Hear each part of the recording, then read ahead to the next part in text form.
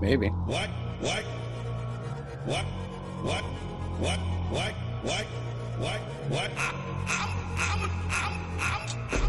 can't you? It can only good happen. Why can't you? Why can't you? Why can't you? Why can't you? Hangover spilled Why can't you? Why can't you? Why can't you? Tell me about it. I did this. Why can't you? It's Charlie Angus here from Midas Canada, the Resistance Tour, and I watch the Bin Podcast Network. You got to watch it. Sign up, follow them. See, I did it right this time. Well said, Charlie. And welcome all of you. Tuck in your ties. Put on your plastic bib. This is a shrimp boil, baby. Welcome to A Seat at the Dinner Table. I'm Mikey Famine. And I'm Tim. And he's Tim, and we're hungry for food clips. For delicious, and I'm probably actually hungry. So there's also that. I do have coffee. Apparently, drip coffee is like toilet water to most people. And they would never find themselves drinking drip coffee. So hilariously, I like drip coffee. I don't mind it. It's pretty good. Hilariously, the first time I went to Ireland, the first coffee shop we went into that wasn't like, I don't know, a Starbucks or whatever. They don't really have that shit. But like we went into a coffee shop one morning for breakfast, and I was like, I'll have a coffee. And the lady was like, espresso? And right. It was like a French type place too. And I was like, no, just like regular coffee. And she's like, an Americano? And I was like, no, coffee. And she was like, an Americano? And I was like, sure, an Americano, fine, whatever. Give me a flat white. Come to find out, they don't do drip coffee. Like most of the coffee places don't do drip coffee. It's all espresso based drinks. And the closest you're going to get is an Americano, which is espresso with hot water in it. We are a large nation in miles and in population. We have too many motherfucking people for everybody to have espresso every morning. We ain't got 200 million espresso machines to be getting everybody. So we have to do trough feeding like the pigs that we are. And we need to be able to take 2 scoops of coffee and turn it into a whole pot. So we have to drink this. We like our coffee a little bit on the we also espresso roasted beans are like an entirely different roast of beans. Like I think we like lighter to medium coffee blends. I mean, that Jamaican coffee. That Jamaican coffee is something else. I forget which comedian. I think it was Adam Ferrara, and he was like, and then I'm on vacation. I got some coffee, and then I learned Jamaican coffee you need to drink on the toilet. There we go, Gina. Drip coffee is so bad. See, I think we don't know better because we can't afford it. So here's where drip coffee is bad. And I've worked at enough establishments to know that it's bad. If you go to like your local fucking convenience store, or if you go to a fucking don't ever get Panera Bread coffee, it's terrible. Or Denny's.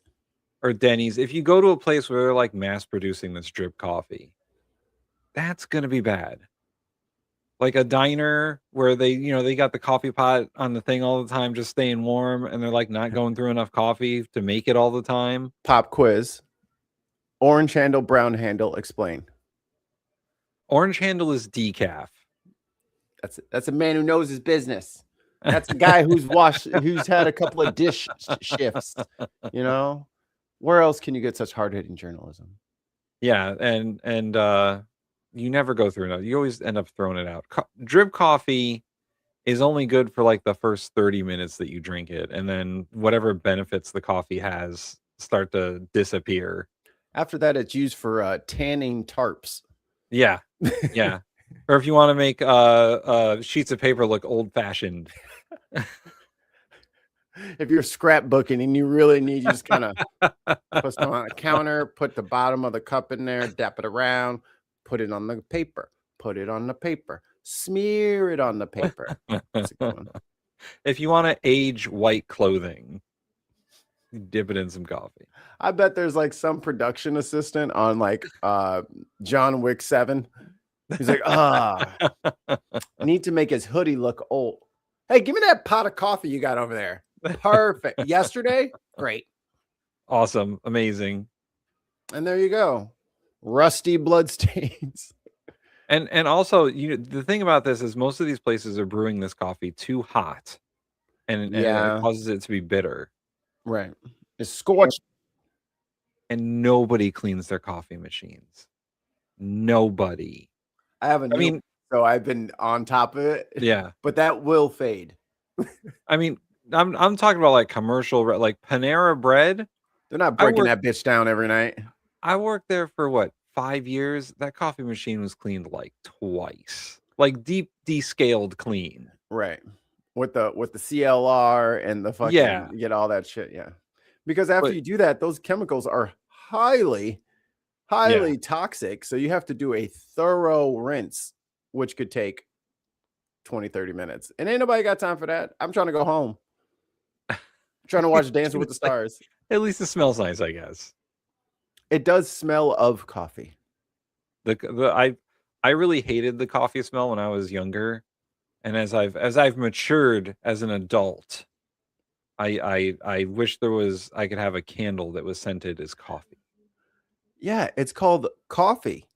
Because whatever money you would have spent on a candle, you could just buy coffee and then get a drip pot and then just have it smell up the house.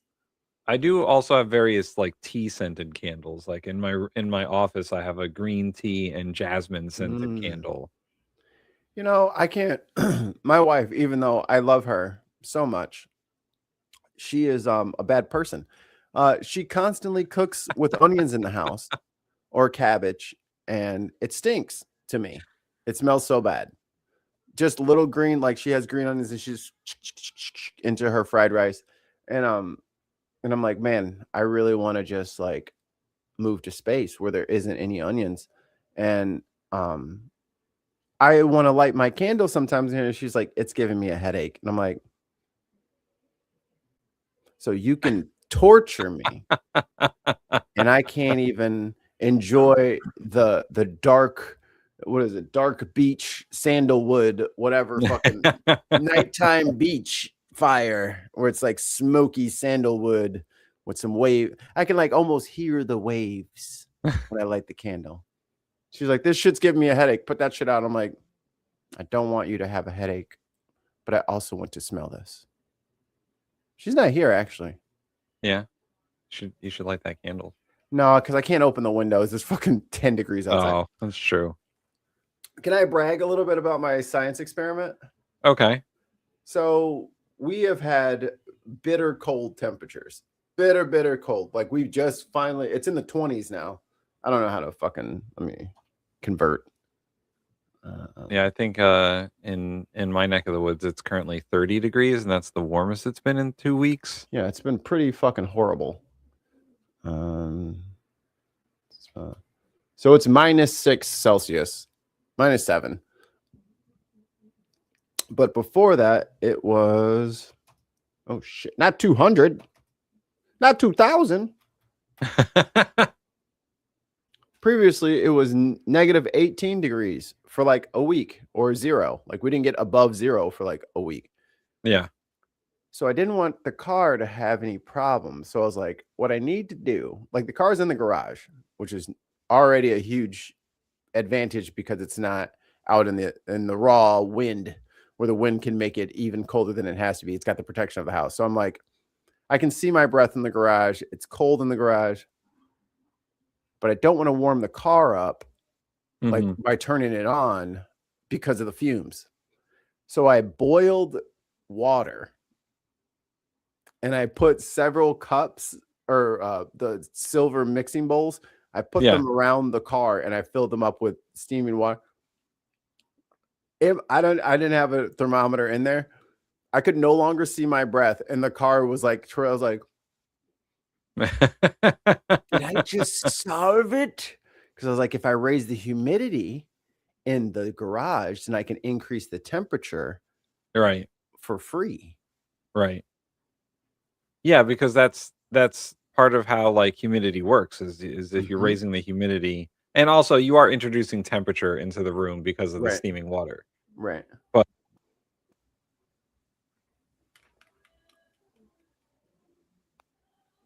can't he- There you go. oh, sorry. You cut out for a second. Weather-wise, usually the higher the humidity, the more water it can hold, and that raises the air temperature because it has to be above freezing for the humidity to actually work. Like right now, it's like 10% humidity outside, and it's horrible. Yeah. Because everything is so very dry. So But I hacked it. that also means that none of the snow is evaporating because it's too cold and the humidity is too low. The air won't hold any moisture. I had a snowbank subliming out front of my old job. It was like negative something, but not a cloud in the fucking sky, and you could over the day see the pile get smaller, and there's no water, melted Right. water underneath, Right. and it's like, oh, you're just going straight to gas. Ain't that about a bitch? This is like Mars.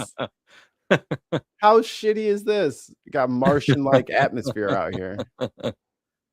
But yes, and then I upgraded it to a mop bucket full of as hot of water as I could, and I just sat it in the garage. And it actually helped a lot, I think. Yeah, no, that would probably help. I mean, if you got one of those humidifiers, that would Those are in probably the do it too. Those are in the house. Yeah. I've had humidifiers running since November.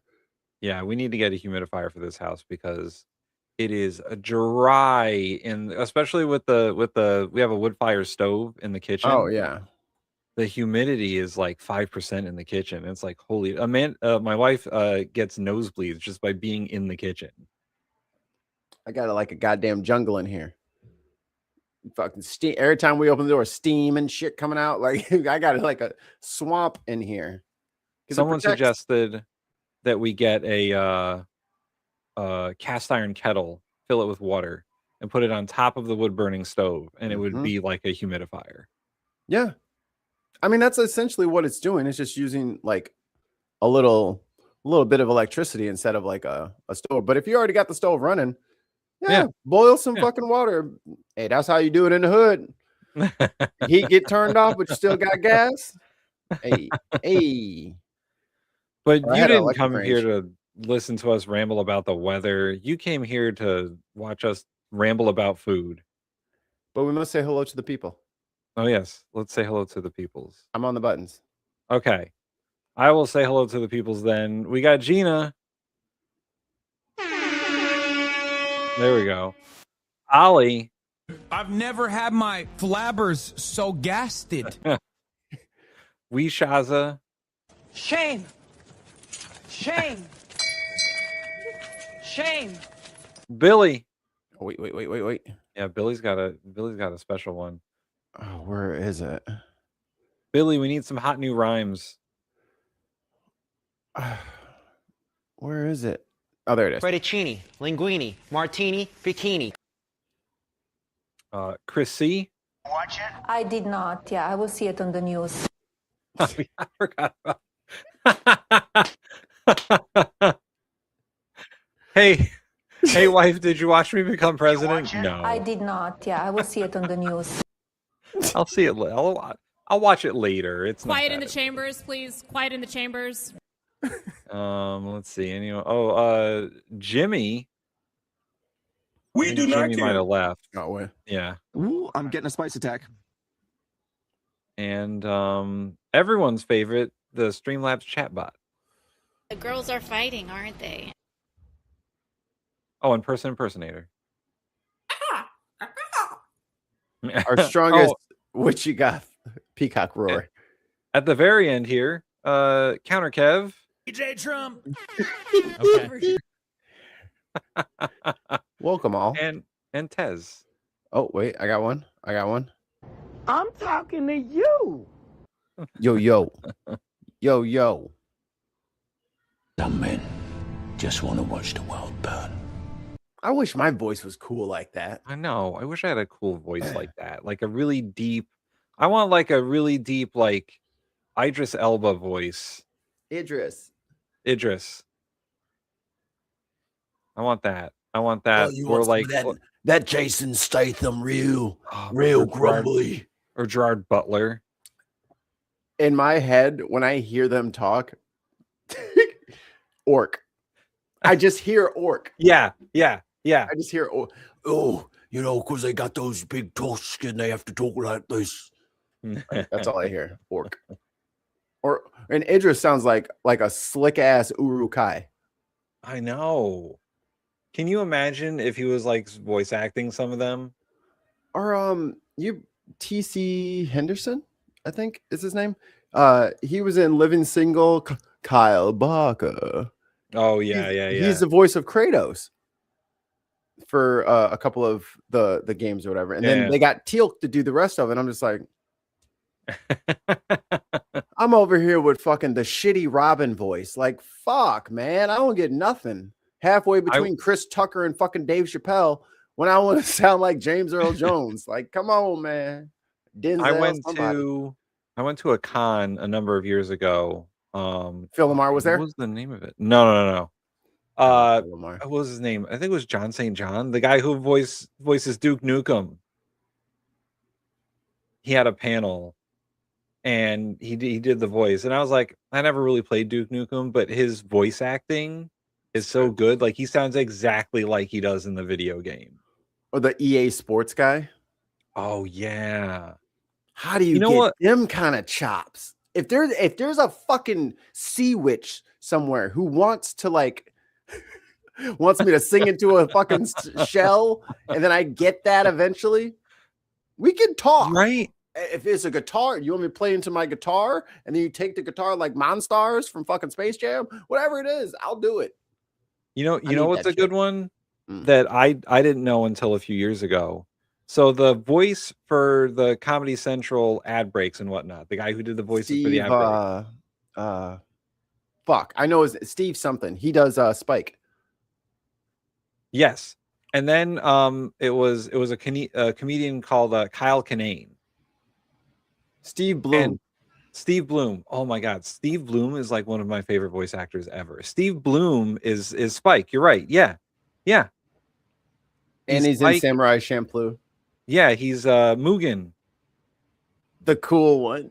Oh my, he's always the cool one. He's got a cool voice. It's not fair. Him and Johnny Young Bosch are my favorite anime voice actors. I like Jet Black's voice but I mean we could we could wax poetic about the great voice actors. Maybe Wednesday food dinner table sometimes. Maybe just like film stuff. Yeah. Sometimes, maybe. I heard Netflix just made a deal with Gundam to make a live action Gundam movie. Don't fall for the fucking psyop, okay? Japan has Gundams and they're gonna attack us, and it's gonna be a show, right? No, they're gonna attack us with their Gundams. Obviously, they've already built them. Guys. They already have fucking Jaegers ready to go. They're gonna be coming up out of the ocean like Godzilla. You just see the lights, the eye lights come on, just rise out of the ocean slowly. Like all that stuff about the Gundam they built that was like supposed to be part of like a museum and all that. That was the prototype for the real Gundam they're actually building. That one just sits on its head. It's like around its neck. It's like way bigger than we thought. Imagine every country had a Gundam that was like the size, is it like skyscraper sized, and it was like their protector. That is Pacific That's Rim. the basis for one of the Gundam animes, like a 90s one. It was called G Gundam. It was fucking insane. It was all the countries shot themselves into space because the Earth was devastated, And they all battle. They all send their own Gundam to Earth to battle for like supremacy or whatever. It was the weirdest fucking show. I will have the crusty rock. All right. Would be me. This food video. Hey, look, pizza. Hey, look, it's the pizza. You gotta make a Worcester, the New Haven style pizza. Oh, hey, I didn't put this video on here. I did. Oh, the New Haven style pizza. A pizza. Boom, little breadcrumbs. This guy's too Italian. Wait, what? We got limits now? He's too Italian. What's the matter, you? What's the matter? I'm walking here. I'm walking here levels of Italian. All that goes on is sauce and cheese. And our sauce is very, very secret. Very secret. It's crushed tomatoes, oregano, salt, A lot pepper. of pecorino romano. Ooh, pecorino romano. That's some good cheese. I like that. Garlic, I don't want sand. I want cheese. Some garlic. a little oregano. See, what did I say? You know what? I guarantee you 100% his sauce is crushed tomatoes and then unseasoned, and he just seasons the pie with the tomato. Like, that's nope, it. It's a very special sauce. You'll never it's be very able to guess secret. what it is. It's literally tomatoes by themselves. No need to try to guess. You'll never guess. Or it's probably apple juice or some shit. Right. Garlic. Everyone has a sweet sauce and they think that they're so clever. It's like a little oregano. Sugar. Yeah, this is sugar. Yeah, you added sugar to it. Olive oil. Some olive oil. Toasty. Some olive oil. Drown that motherfucker. Is he actually super hard to make He things. actually didn't no. put cheese on that thing? Did you skip it? No, that you was gotta the make a end. Worcester. You work super Really? hard to make things taste Yeah. You gotta Damn. make a Worcester. Olive oil. All right, we'll pause it there then. So this is one of the New Haven got more. style pizza places. Some of them actually like put shredded cheese on there. Why not? I don't know what this dude's just doing, putting pecorino romano on there. It's just grated cheese. I don't want to yell at the guy, but it's like this is not enough. Oh yeah, that's from Christo's Pizza Bar. Christo's Pizza Bar. I don't think I've ever been there. They have 184 subscribers. 184. 185. Wow. So if this gets back to you, Christo's Pizza Bar, give us a full fucking video. Yeah, show us the finished product. I want to see what it looks like. Yeah, we just got they got a whole bunch of them in here, but maybe they do the same thing. But we want, hey, if you watch this, Christos, someone tag them. Here, I'll tag them. Christos, we want to see the full pizza. To the Moon says, imagine a food truck with a wood-fired pizza business. That is literally one of the most common food trucks in New England. Is the wood-fired pizza food truck. Uh-oh. Little brown sugar and chili con carne. I see what you're going for here. I see what you're going for. Daily blase.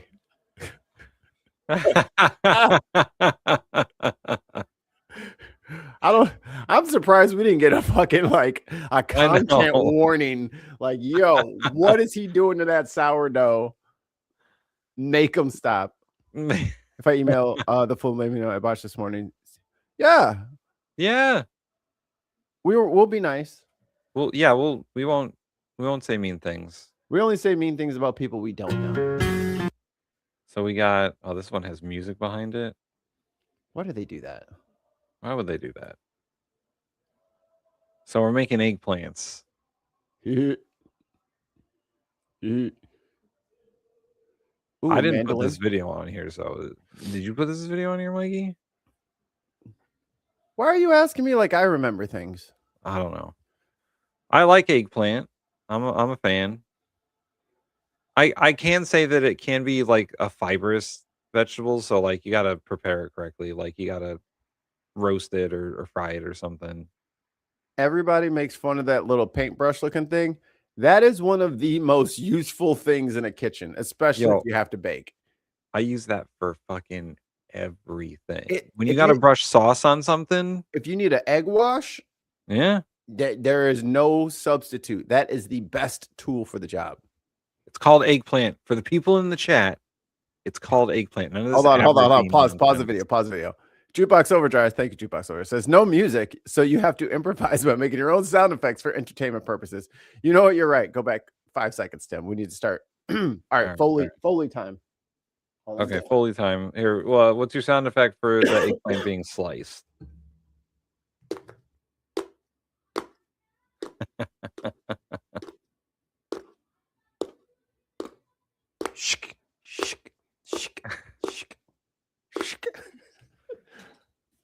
I don't have any other prop. I didn't prep for this. You got a whisk.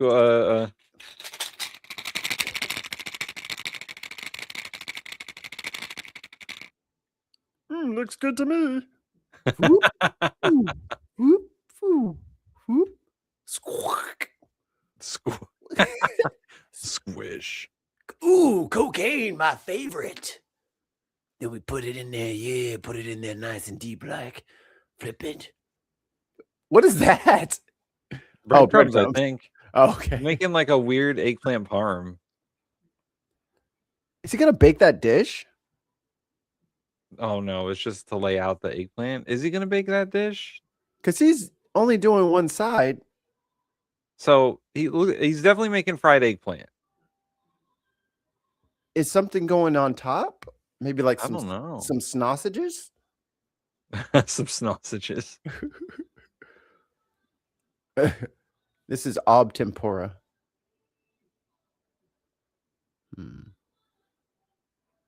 Anti-chef. Anti-chef. Who's anti-chef? When your uncle's wife cooks. Right. Is this bacon that's going on here? I'm down for whatever this is now. Hold on. Bacon has entered the chat. Bacon and cheese. Ooh. He made a Guinness stew. Ooh, Guinness stew I like. We do like Guinness stew over here.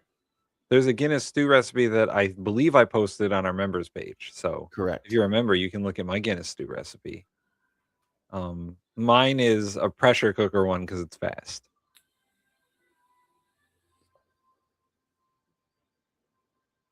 All right, it's like an eggplant roll up. Oh, it's a flower. Oh, come on. Come on, bro. Don't nobody. Hey, look, man. No one is inviting you back to the fucking dinner party if you keep showing up with this shit. You know what I mean? I brought to the potluck eggplant bacon roses. Wow, they're gorgeous. They're so beautiful and stunning. And I brought ice. Guys, I brought chips. I brought no dip, just chips. I brought Lay's Ruffles. I brought a bag of Ruffles. McKinnon lives. Welcome back. Oh, it wouldn't be a fucking Wednesday without fucking disgusting fucking onions and their gross fucking obese cousins, the leek. I hate you. I hate all of you. There we go. Got another onion screenshot. It's like fucking sand people for me. Sorry, that's racist. Tuscan Raiders. They move in a single file line to hide their numbers. Yo, McKinnon, don't get on Mikey's fucking bandwagon about hating onions. Fuck onions is right. Little Evo. Oh, we got new cookery, which I'm very happy about. And it took about 3 days for me and the wife to realize how bad our last set of pots were because they actually cook things. Yeah, like they get so much hotter, so much faster, and everything's like we were burning shit. It's like, damn, bro. I only had the oil on there for like 30 seconds and it's already smoking up the house.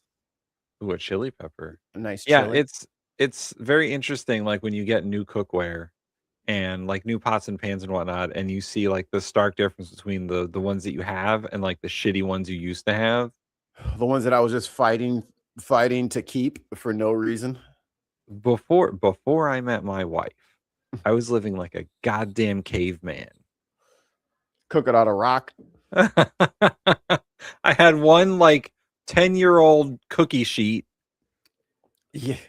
Yo, that's a good. Hey, there's nothing wrong with it. Yeah, bends and then snaps back. Oh, yeah. Whenever it heats up, it goes thump.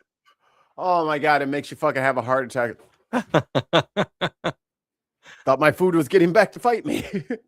I had one large damaged skillet, like the pot had so much damage to it.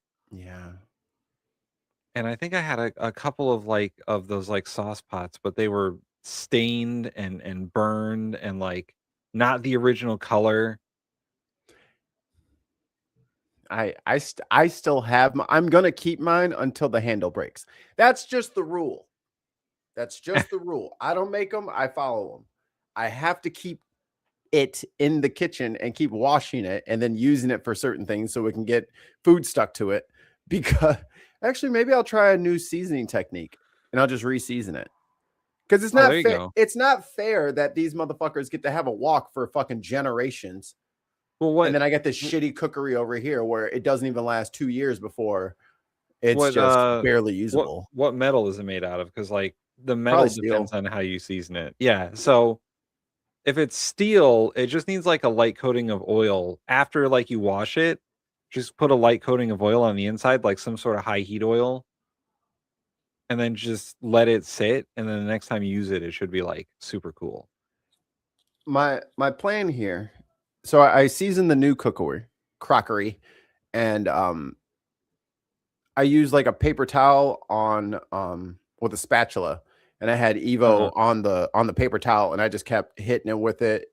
Let the heat go, let the metal expand, let the oil get all up in there. Hit it again, now let it cool off. Heat it back up, hit it again. So I think for this next one, I'm gonna do the same thing, but I think I'm gonna unscrew the handle because it's like wood and bake it. Yeah. So I can get a nice even temperature on there. Yeah, and just make sure, because the handle would be a problem there. Yeah, make sure you take like the handle off. And the people it's the same company that we had from the original one. They sent me like 3 extra screws for the handles because that's you're flipping, you're turning, you're doing all that kind of stuff, and then you end up snapping the screw. Yeah. They sent me extra ones with washers. I was like, how considerate. Or did you expect this to break? And you're like, you're going to need these. Right. Is this like we know the defects. Here's a couple of extra pieces. Before you call us, here's your fucking screws, okay? But yeah, I do that constantly because I have a cast iron wok. And so it kind of uses a blowtorch. My wife won't let me have one. Ever since I said I wanted to make a forge in the backyard, she's been very Our wives don't let us get to have any fun. One of these days, me and Tim are gonna have fun, and you wives are gonna have to deal with it. We're gonna build a forge and a whiskey distillery and a crucible. Yeah. How else am I supposed to make armor without a crucible? Yeah, now that the world is collapsing, she's probably real fucking salty. She wouldn't let me build my own suit of armor. What's he making over here? I don't know. Some sort of... Was that a butternut squash? Yeah. And some leek and chilies? Some sort of side dish for something? Is this still the Rosette video? Yeah. Oh yeah, let's get some audio. Maybe the music's gone.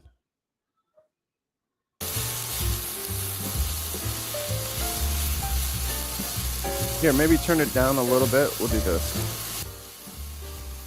Do counter music. Cooked beans? No. Sorry. Nope. What the fuck?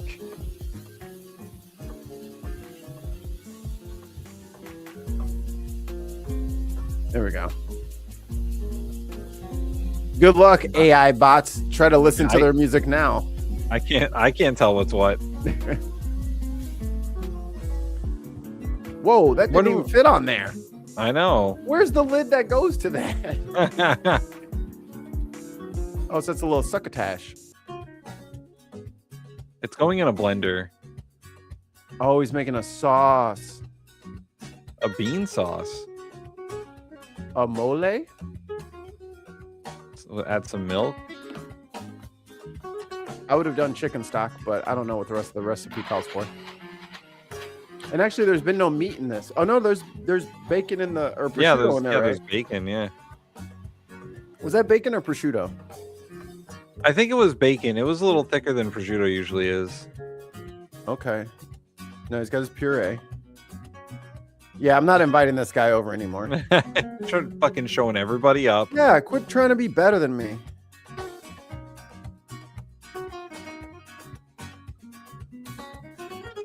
What are we doing now? He's This making a roux. Hold on, this motherfucker is in the UK. Grams of butter. Only people in Europe talk about butter like that. yeah, McKinnon's right. The dude who said bring wings. Fuck this shit.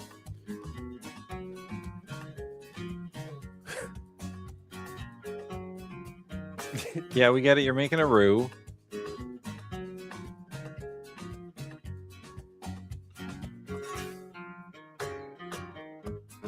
Like, it's frustrating me that he has a whole bunch of like flour right there by the little notch for the handle. And it's like, it's gonna get in there if you don't touch it. If you don't touch it, touch it.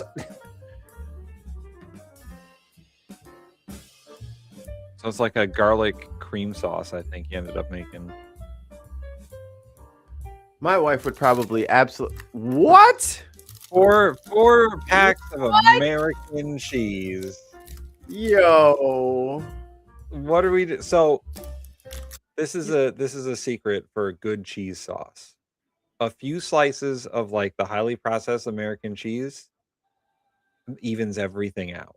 It evens out the color. It evens out the smoothness. If no matter what cheese you're putting in there, like whatever your cheese you're using for flavoring, add a slice or two of American cheese because it gives everything a nice evenness. Because it's mostly hydrogenated oil. I was about to say because it's all oil. Yeah. Ain't no milk in that bitch. And also, this person is very bad at getting cheese out of there. Like, yeah, come on. But I think that's what their four what their goal is here. sachets, 4 sachets of processed cheese. Man, they're called sleeves. It's 4 sleeves of American cheese. 4 singles. 4 singles. There you go. See, look at the glossiness the oily cheese gave that. Nice blurp coming up out of there. Is that going on top? Oh no, it's going into the gravy boat. Yeah, if someone shows up to my house with a gravy boat for the dish that they brought with them, go ahead and put that back in the car and get out. Get the fuck out of here. All right. Would you guys eat that? I mean, I'd eat it. I'm not eating that.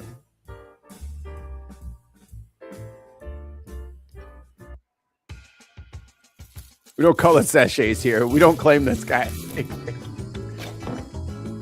A whole bag of onion. This is the same guy? I think so. Oh, I think it just went to the next video. No, I clicked on it because it looked like he was just making onions. Oh. I just want to see what he's doing here. Well, here we got one from. No. This is perfect.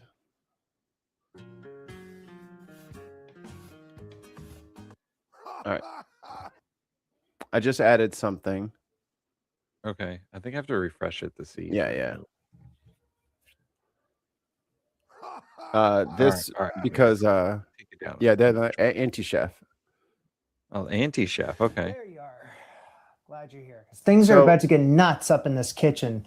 What you're about to witness. Hold on 1 second. So Irish Sweet says, "Oh, check out anti-chef. First fucking video I see that catches my attention. He's holding the goddamn slap chop, and we love the slap chop over here because Slap chop is where we got the beautiful Fettuccine, linguine, martini, bikini. It is destined. It is in the stars. Yep. Foretold by the prophecy. May shock you.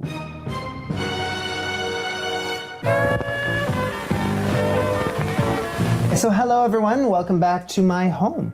Please make yourself comfortable.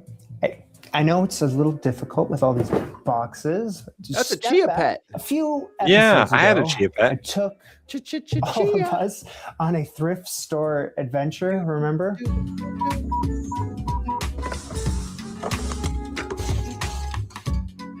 You got some scores in there. Value village, you magnificent bat. You know, I'd visit a store, then I'd see another one of these things. I toss it into the cart.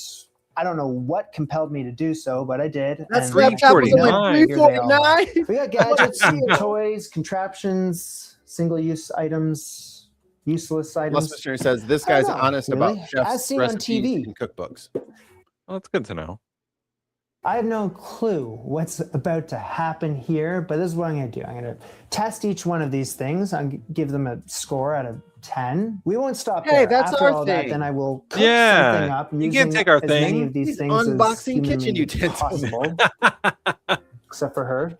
The whole unboxing thing was started by us and no one else. No one else had the idea before us. TMCR. She's Right just for deserved. fun. Oh, and I'm going to be doing all that with a mystery item that I will reveal later.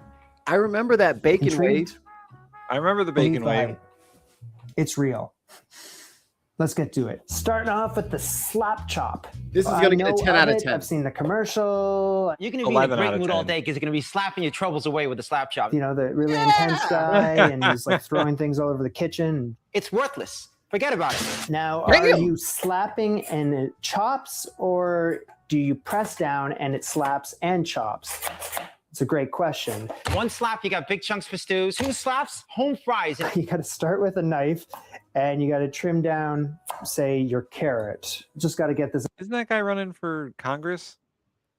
I will look. Slap chop guy? Yeah, I believe he's running for Congress right now. I mean, he's been in prison, but I think he's running Who for Congress hasn't? in like Florida.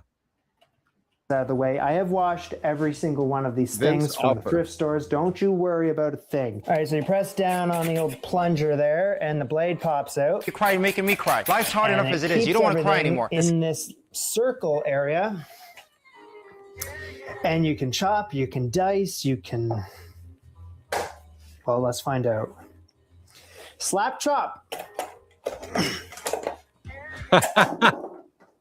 All right. So one pump got me that far. Hey, all those go back in, and you do it again. And if you wanted something like a fine dice or like a mince, I think you just keep going.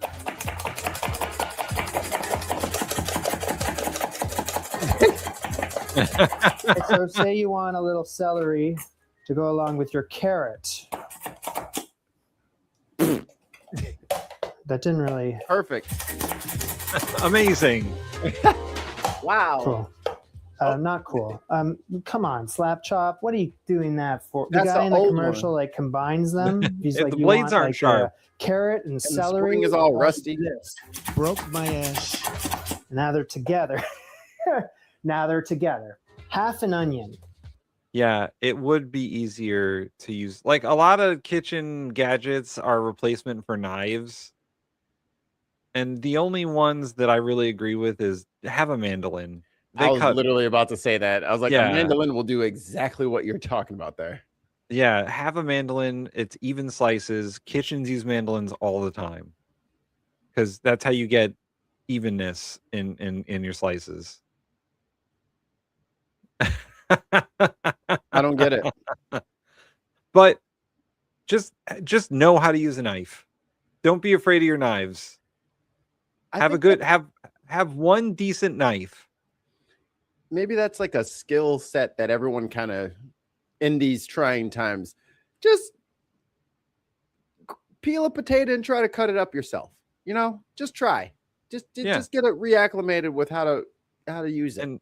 like YouTube exists, so you can watch videos on like proper technique and how to cut and how to cut with a chef's knife. Just buy one not expensive chef knife, maybe like $20. Right. And that's really most of your chopping right there. The other knives are for specialty stuff. And remember, kids, a dull knife is a dangerous knife. 100% agree. Do not dull your knives by cutting directly onto your fucking countertops or metal or hard plastic. Like, make sure that you have good cutting surfaces, like a hardwood cutting board or like one of those kitchen grade plastic ones, even though they're not that great because of microplastics. Or bamboo. Bamboo is a cheap option for cutting boards. They're usually pretty sturdy. But yeah, don't fucking cut on your countertops. That's dangerous for you and the countertop. Not a chance in hell. What about like a quarter of an onion? And he keeps no, man, that slap chop's done. You gotta wash it first. The commercial. And he says you can just leave the skin on. This is making you cry, making me cry. Life's hard enough as it is. You Yes. don't want to cry anymore. Yes. Yes. Hey, look, you want a little bit of onions, you don't want to drag out the food processor, the skin comes right off. Skin just comes right off. There's some garlic. You know what? That's not too shabby. So unless I think with his older version of it, I think the spring is not springing because I think the way that machine, like the way that mechanism works is like as it pushes down, the upstroke, that reload is what gives it that, like, I don't know if it's like an eighth of a twist or whatever it is, so that you kind of get this dicing action. That spring ain't springing no more, buddy. So that's why your shit is because his fucking blade in the infomercial is rotating as he's slapping like a fucking madman. His is like, That's a tired slap chop. It is a retired slap chop. Prior to using it, things are going to get combined. Very limited. Countercap, you can't cook with an angle grinder. Right? You can only do a little at a time. I guess if you're just doing like a recipe for one person or something. And also it makes quite the mess. I was about to say, this obviously looks horrible. That's pretty messy. But it does get a bit messy with the slap chopperino. Carrot did an okay job. Actually, you know what? Carrot is okay. It's good. Celery is a little all over the place. Got bigger pieces here. Onion, don't like what it did. It mashed it, mushed it, and manhandled it. Mincing the garlic is, you know what? It did a good job with the mincing. Although I got to say that there's garlic all up in this blade, so you have to go do that. Yeah. I'm going to give this thing a That sounds annoying. 4.5 out of 10. They're generous. That's fair. It's like in between a knife, which you gotta love, and a food processor, which you know I also am very fond of. Love the Whiz Kid. This thing is nothing really. I don't know. It's just kind of a thing. No es bueno. Okay. Just based on how well known this thing is, you gotta believe that it sold a lot of them. If there's someone out there that still regularly uses the slap chop, there's no judgment. I'm just very curious. Drop a comment down below. I use my slap chop every day. Citrus Express. It does I live by my slap fruit chop. slices every time, is its claim. Also, it can act as a juicer. The juicer. And it comes with free bonus apple slicer and corer. So I already got one of those. Them things never apples. Thought that counts. So this is great. Those things suck. Hey, do you want to shoot an apple across your fucking kitchen at 60 miles an hour? Because you got to wash it, right? You got to rinse it off first. So as soon as you put that motherfucking press on there, that pew, like a wet bar of soap. And you know, the problem with things like that is once those blades start getting like nicked and dulled, it's impossible to do anything with it. No, just take your whetstone and put it in the machine.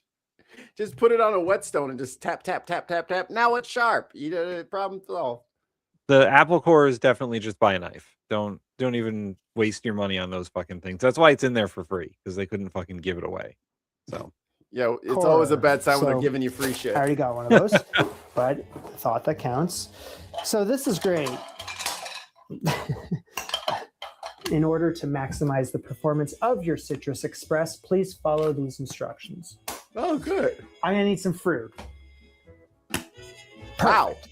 Apple cut. and an orange. Nice That's a grapefruit. Okay, first cut the fruit in half.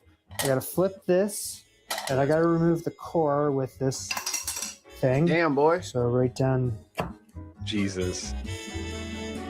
Okay, that worked. All right, Citrus Express off to a good start. So what we're looking at here is the blade.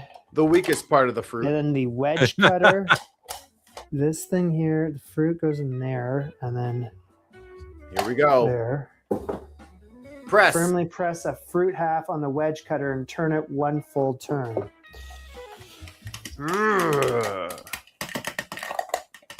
Look at that juice. I heard a snap. He broke it. Okay, so it did not do... What the hell happened? Also, okay, first of all, does this... Something broke. Let's try it again, Citrus Express. Turn it.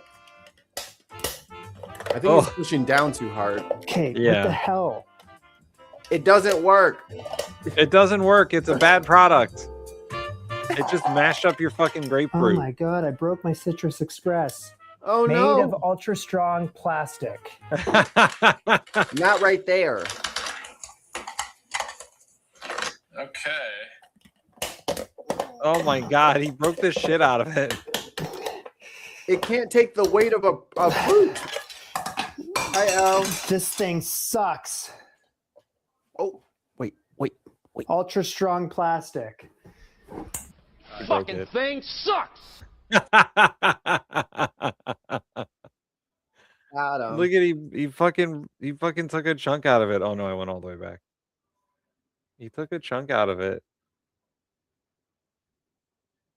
Carrot. Okay, so it did Try not your arrow do- keys. Does this? Arrow. My god, I broke my Citrus Express. Yeah, Made he of fucking ultra. broke it. This thing sucks. Ultra strong plastic. Not on my watch. Hold on. What about Pause. the juice? In the Citrus Express's defense, that motherfucker is 20 years old. That's true. The plastic might have been strong, but it is just like dry rotted into. It's very brittle now because the thing's probably older than him. He would have more luck using the fork that is presented on that box to just you insert the fork into the grapefruit and you squeeze the grapefruit around the fork and you'll get more juice doing that. I mean, I do it with limes all the time, but I always roll them. Right? Or you can roll them. You want to bust up the little cells in there so that when it's cut, everything comes out. They're just like, nope, just cut it and throw it on this hard ass machine. Ultra strong plastic. Not on my watch. What about the juicing capabilities? $1 million question. Come on, juice, you bastard. So it does juice, kind of. How much juice is still left in that, though? More. You could just do that by hand. You could be more successful. So that's Citrus Express. I'm going to give that a 0 out of 10. No. Yeah, I was about to say 1 at most. Got a core.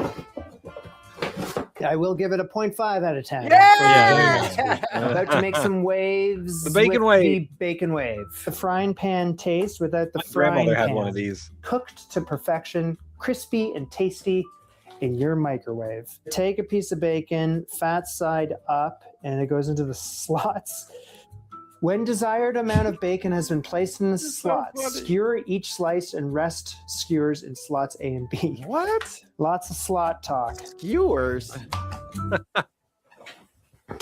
900 watts. So with my microwave, 7 slices of bacon, that's going to take 5 minutes and 40 seconds. What? Yo, back up. The house is about to explode.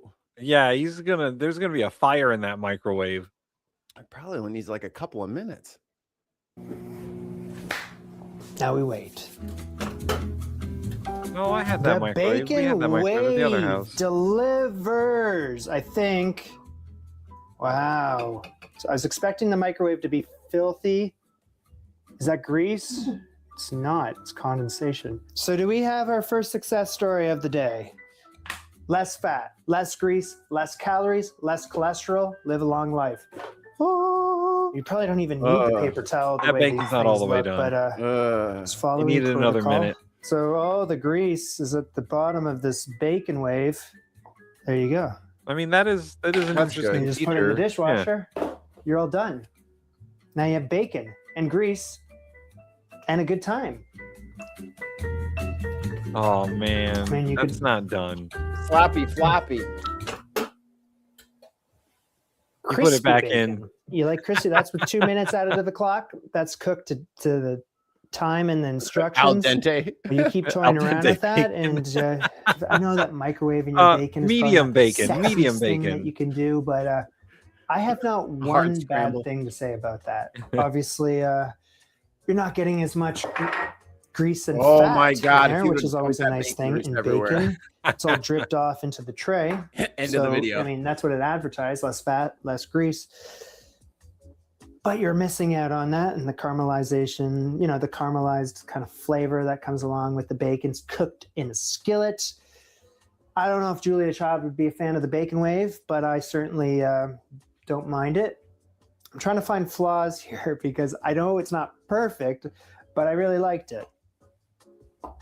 Okay, maybe with the plastic. I'm not an expert with the microwaving and the plastic. I know they're, it's frowned upon in some areas, but this is microwave safe. So, maybe if you microwave it 50 times over, it's going to be warped or something. I don't know. I'm going to give the bacon wave an 8.5 out of 10. Hold on. So today's episode. So the problem with what he just said is the important thing to remember about microwaves is how they work. Microwaves work on friction. They run at the frequency of water molecules so that they excite the water molecules and create interference patterns and create friction. That friction heats up your food.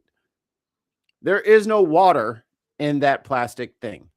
So if there are external things like grease that could harm it and melt it, that would be one thing. But the microwave itself, the microwaves are really not interested in that thing because in it. Yeah, it's not radiation like fucking that comes out of plutonium. It's a different kind of radiation. It's not ionizing radiation. Yeah. Have you made hot water bacon? I have.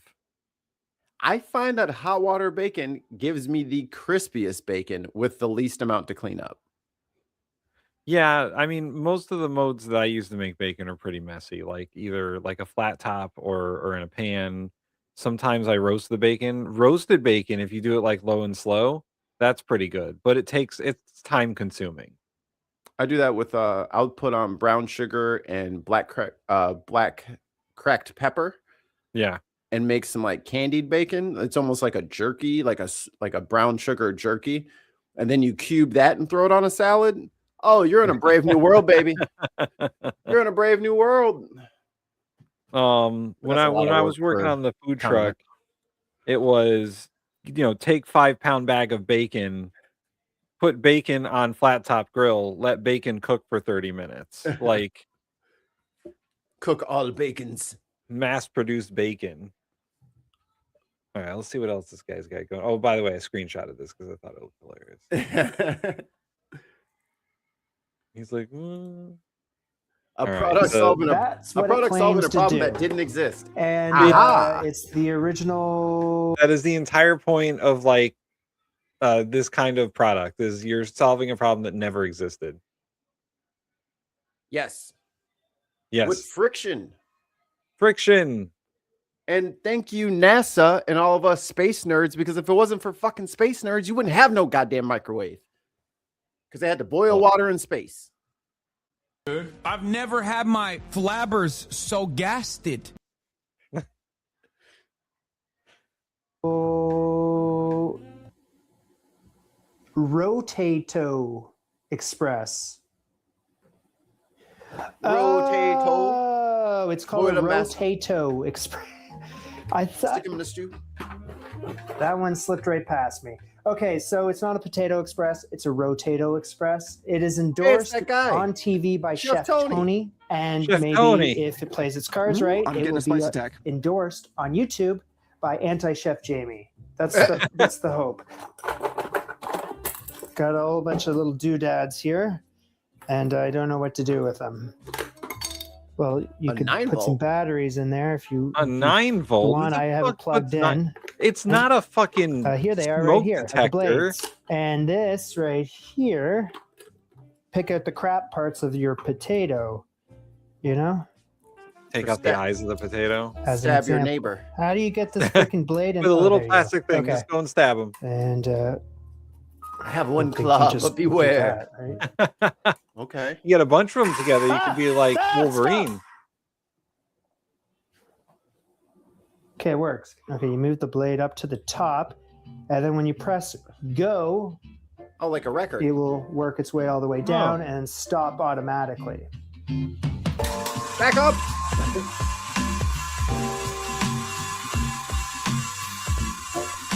I did this. Why can't you? That's kind of fucking fire. Oh man, that's cool. All right. That's kind of fucking fire. I thought that it was going to dig deeper into that potato, but it really didn't. Yeah, it didn't waste any. It's like a whip. Indiana. Oh man, I would roast that Okay, fucking so potato stop. skin. Exactly. I was thinking the same thing. And it can only good happen. Oh my god, he's doing it to a kiwi.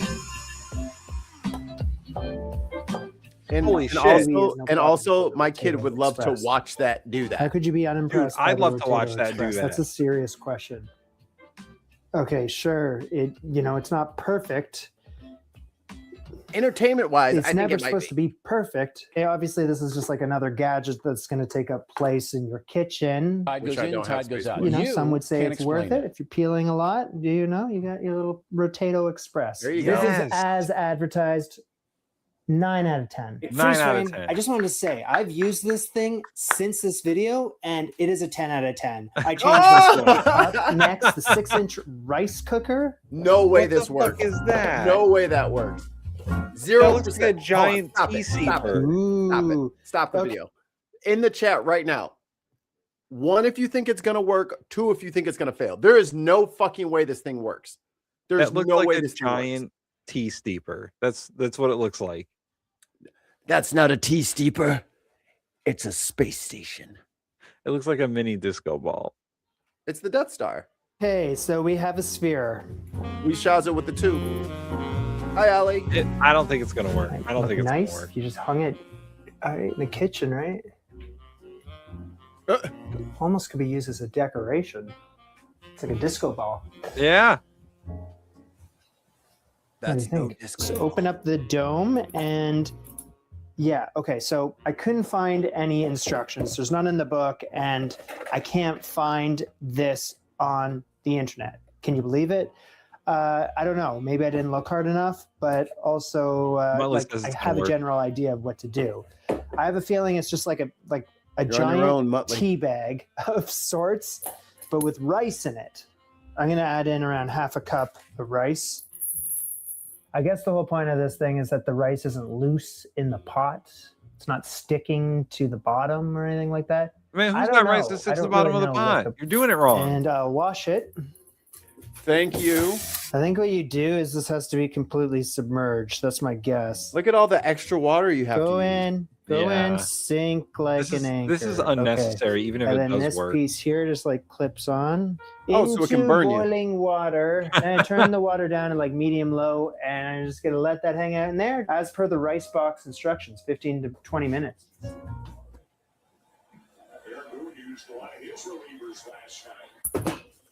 Oh, the Hey, chain you're gonna broke. have to go fishing. Chain broke.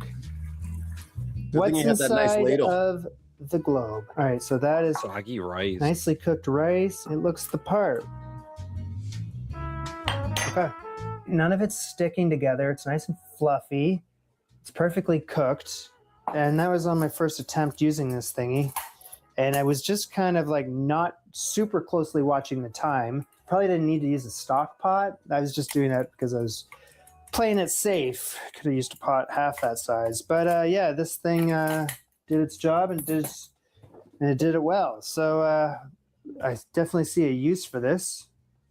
I've never used like a powered. I'm gonna rice cooker nitpick before. here. I know they're nice. I don't but think this is that is like right. Yeah, like I don't. for the rice to be all falling apart and loosey goosey and all that kind of stuff. Is that right? Is that what cooked rice is supposed to do? I think the problem here is, once again, it's solving a problem that doesn't exist. It's not that hard to cook rice. I always struggle, Tim, and that's why I need a disco ball on a wallet chain. Like, cooking rice is pretty basic 101 cooking, even if you just follow the directions on the box.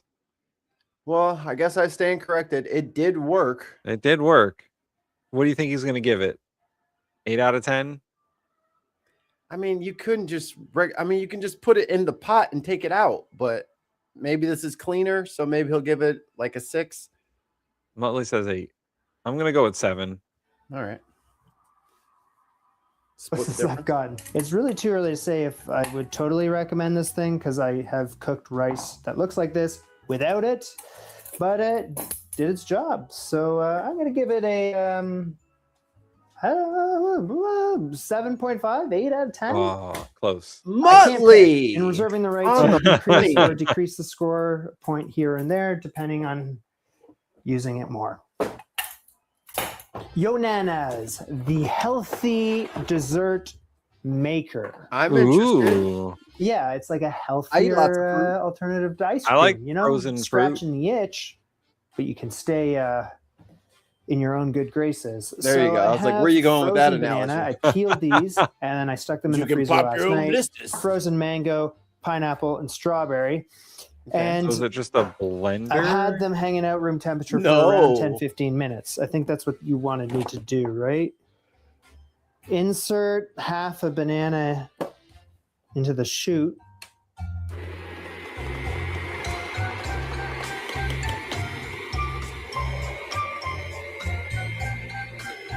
Food process, like a frozen food How processor. about some then? strawberries, please? Strawberry and banana. frozen? You pre-froze the fruit. Bit of a log jam there, but that's probably enough. And what about if we just do like a little bit of a mixy poo? Little strawberry banana swirl. That's gonna be tart as shit. Yeah. It needs sugar. Does taste like ice cream. Whoa. Oh. He ate all of it. Because I just polished off 2 bananas and a bunch of strawberries. Done. So take it easy, Jamie. I will. So it doesn't have the best delivery system, but I it looks like it's accomplishing the goal. Want to use bananas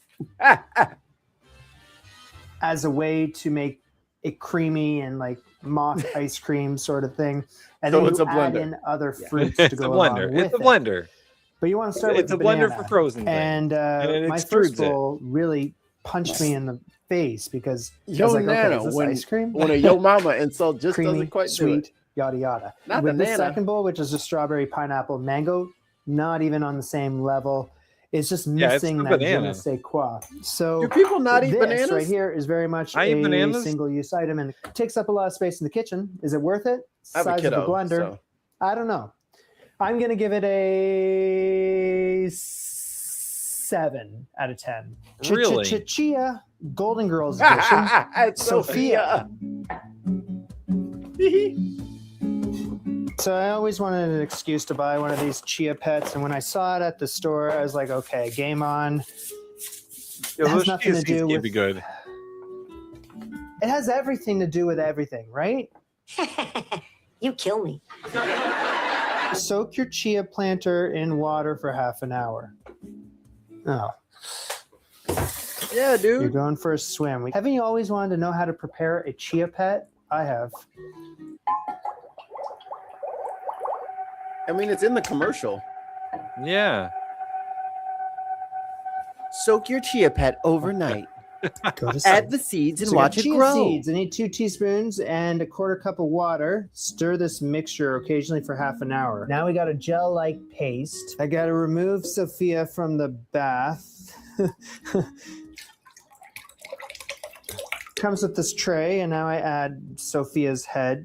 Spread the chia seed mixture evenly on the grooved surface. I mean, the grooved surface, I'm just... Her hair? Yes. Of course, just her hair. Is it going to stay? Perfect. It's not going to, like... fall down there. Perfect. You're looking great, Come on, Sophia. stay. Don't fall. Stay. It makes absolutely no sense how the paste That's is supposed crap to stay on her gravy. hair. It just slides down. And I think the seed mixture needs to thicken even more. Molly than says that. I'm already at 10 out of 10 for That this. is not going to stay on her head. I think I've gotten over the hate for the chia pet. I just had to understand it. But yeah, after hours upon hours of soaking those chia seeds, I just had to ignore the instructions, which said half an hour, hours. It became sticky and gloopy enough to like adhere to her skull there, and it just stuck right on. Keeping this regularly watered, and then it's going to take a couple weeks for this to like start sprouting. I think you're going to have to tune into another video to see the like progress. 4 or 5 days. I will say a few days you should have document it, though. sprouts. For the first few days. I Yeah, you're cover it with supposed a to put plastic bag over it. Yeah, and that's going to allow those chia seeds to moisten. it's like agriculture 101. You need moisture and humidity. So this is still a cooking show? Is it? Yes. I think so. So I'm going to follow a recipe in this Joy of Cooking cookbook that's going to I have cap one of off those. the day. And I found this thing, Spanish rice, and it seems to be perfect for just what's been taking place here today. So I'm going to take certain liberties, of course, because you kind of have to. I'm going to pave real my quick, own way to get to we the gotta finish lines. Put my own Pause little and spin break on this up and comment and stuff. We're just watching. Oh yes, that is true. Actually, yeah. So I think we're good with him. He covered the stuff we want to see. I just wanna cover the chia pet. That's hilarious. She's so angry. I really want to see. I don't know if he ever goes back to the chia because I really want to see what it looks like with the hair all grown and whatnot. I don't think he does. That video's from 3 months ago. Let me look on Mine his channel, was see if he- I had the chia guy, like the original one. the dude. It was pretty fun. And yeah, you did have to soak those seeds for fucking ever. You know, chia is what they're telling everybody to just shove into their food now. Yeah, no, we have chia seeds here. I don't need them. My wife puts them in like salads and stuff like that. She's like, you can't even taste them. I'm like, then why are you eating it? So Mikey, let's go through here. The slap chop failure. He had a bad slap chop. It's old. Yeah, he had an old slap chop. Gave it a 4.5. You need a fresh one. The juicer. -3 out of 10. Yeah, way bad. It broke. Actually, that probably could have hurt him. Yeah. Nothing better than a shard of hardened, ultra tough plastic into your fucking palm of your fucking hand because this fucking thing shattered and you fucking put your hand through it. And then, yeah. So -3 points for being dangerous. The microwave bacon thing I thought was pretty interesting. It's okay. I mean, you could also put it on a plate between 2 paper towels. Yeah. Yeah, you get roughly the same effect. Yeah. Same effect. These are all solving problems that don't actually exist. What else we got? Oh, the potato peeler. The potato peeler. Yo, this thing was great. 11 out of 10. Yeah. It would have been an 8 out of 10, but it was so cool to see the big spiral shoot off of there. That was fun. And then the frozen, I guess, like frozen fruit processor. So everybody in the chat kind of like changed my mind on it. You could just blend it if you're going to let the fruit sit out for a little bit so that it's not rock hard. Yeah, yeah. And you have 10 knives in a machine, which I already have. It's my food processor. Right. I could just make it. Yeah, you could just freeze some fruit and throw it in the old food processor. And as long as there's banana in there, I think banana is the key ingredient. Right. Because banana does make things ice cream-like because of the components of the banana. Right. So as long as you're like doing banana strawberry or like bananas and blueberries or whatever, because Bananas don't have pectin, and pectin is the thing that's going to make everything all gloopy. Right. So like if you're freezing like blueberries or strawberries or any kind of berries that have a high pectin content, bananas is going to like counteract that because of all the potassium and whatnot. Bananas are the devil's herb. Why are they shaped all phallic like? Because of Satan. Because of Satan. All right, it's time to make fun of British snacks. Yay! and then I saw the Miz wrestle, and he actually won. Why is he drinking a Coors Light? Why is he drunk? Who gets drunk off of Coors Light, Miz? I used to have it. Hey, I was 20 once. All right. In 3, 2, clap. Welcome to Sport Bible, baby, where we're going to be taste testing some amazing food. Some Skip. United Kingdom.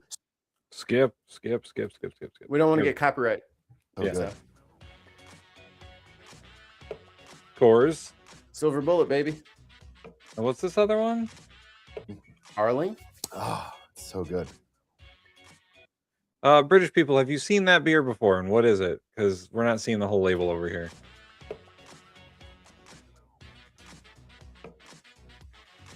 Both are shit. Tight one. Oh, Carling. Oh, okay. Draw. That's so boring. The UK needs a point here. And your crowds have booed me out of. Not you. Come on, Miz. Give us the point. Coors Light. What have you given us? I don't know, man. Coors Light is Beckham? gross. Is that Coors Light is one of the better light beers. They've never won. Miller From Lite American? tastes like fucking peanuts. Yeah. Whoa. Pork scratchings. Pork scratchings. How long have y'all been keeping pork scratchings under your fucking top hat?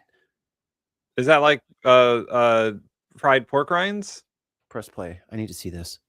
I saw Triple H do this one. Fuck Triple H. So, Open yeah. the package. Fuck that guy. Tear that motherfucker open right now. Shut up. Just rip This it is like a open. classic pub snack. You'd have this. This is, Oh, it's I pork go to a rinds. pub. Have a pub. I Yeah, go to a go to local a pub. pub. Hey, let's go watch the game. All right, mate. Hey, I'm going. They're not to Australian. God, the Miz is like what British people think Americans are like. He's not too Have a far. pub. All right, let's have some pork scratching. The caricature is based on something. Crunchy. Very crunchy. I can see this as a pub, like having a beer, and then he's just sitting there in the Salty pork. the communal, like. Totally see My it. God. That was actually Beef really jerky. Are you a fan of that's beef not a- jerky, Mikey? Absolutely. Are you a fan of biltong? I don't think I've had that. It's the South African variation where it's usually sweeter and it's dried outside for like ages. It's super thin. It's almost like pork floss, but jerky and like little. Yeah. I was like, oh, y'all just want to go say this is another one of the things. Like motherfuckers just keep in their motherfucking culture. Don't say shit to nobody. You just got to figure the shit out on your own. Oh shit. I 1,000 bananas. That shit. You might as well insert it in a monkey. No, we're gonna eat those bananas. Yeah. Biltong is so much better than jerky. It is like I'll have to artisan. try it. It's like artisan jerky. Because I am a big fan of jerky. I've even made my own jerky on occasion. I use biltong for shingles on my shit. Stop it, Counter Kev. Oh boy. Don't you make fun of my biltong like that. Whoa! Goal. Did they give the Miz like cocaine before he started doing this, or As I've been adventuring in my mental health journey, he is masking. So- There's a crowd, so he has to mask. So quick backstory on The Miz, he was on The Real World season 2 before he was a professional wrestler. So he's probably like been doing that the entire time. It's part of his persona now. The mask. Yeah. Everyone wears a mask. When will you take off your mask? If anyone had ever watched The Real World, his real name is Michael Mizanin, and he's on season 2. Before The Real World was like one of those scripted, like when they were doing like actual reality television. Dude, they used to fight all the time. Yeah. Reality TV was like a fucking house fight every day. It was very gutter, trashy TV. It was the experimental era of reality television, and it was fucking wild. Trivia, what was the first reality TV show? Ooh. The first reality Ollie, TV show? I think Ollie went back to work, but Ollie knows what it is. I'm gonna have to pass. I have no idea. Big Brother. Really? Big Brother? During the writer's strike. Oh. So they just put people in the house with no writers, no nothing, and just did it that way. I think the writers Gilligan's Island. That is reality. The writer's strike in that era was the genesis of reality television. That's what happened, is they needed something to fill the airwaves, and just put people in the house and just don't tell them to do anything. They'll just start fighting. Just start rumors and shit. Easy peasy. There was a reality television show that it only lasted like 2 seasons.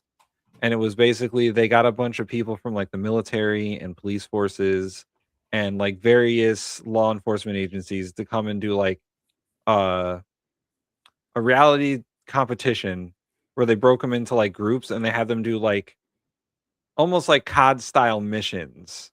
Mm-hmm. And they were using like laser guns instead of real guns and all that, but they had to go and like capture an enemy base or rescue a hostage or do like various things, and like if your team did shitty, you'd get one of your teammates would get voted out, and it eventually got down to like 2 people, and they had like a paintball duel to see who won. But it was a crazy show. There was no script. You can tell there was no script on that show. And these military and police guys were out of control. So I Googled myself because I wanted to make sure I wasn't lying. They're saying Candid Camera was a reality TV show. I don't think that's the spirit of what we're talking about. You know what I mean? Where people are voted off and like it's like a reoccurring thing. So I mean, I guess Candid Camera in 1948 counts, but that's not the spirit of what I meant. Yeah, that is, I guess, reality. It's reality. It's other people's stuff. Like the same way America's Funniest Home Videos is like other people's stuff. Right.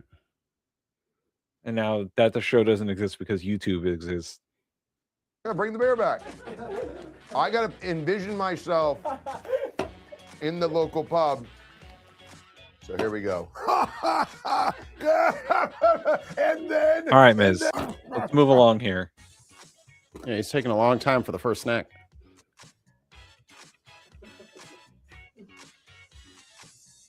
See, I hate that kind of jerky. Like if your jerky is all the same shape, it should be random shapes. Is that what it looks like? Give me Alberto every time. In whatever. Fuck's back. Jack's is shit. Oh, okay, great. Ugh. Bravo. I still haven't tried Bravo. Bovril. Bovril? I still haven't tried it. Wait, that's going next to fucking a Starbucks caramel frappuccino?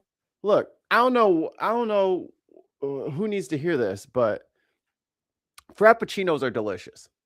They are designed to be the tastiest thing you can think of. It's got air in there. It's got ice. It's got sugar. And this one's the caramel one. So it's probably got a little savory sweet going on. They put a little salted caramel on top. It's very good. I'm just saying. It's hard to beat a frap. It's designed to be good. And you're picking a beef paste to go up against. What the fuck is this?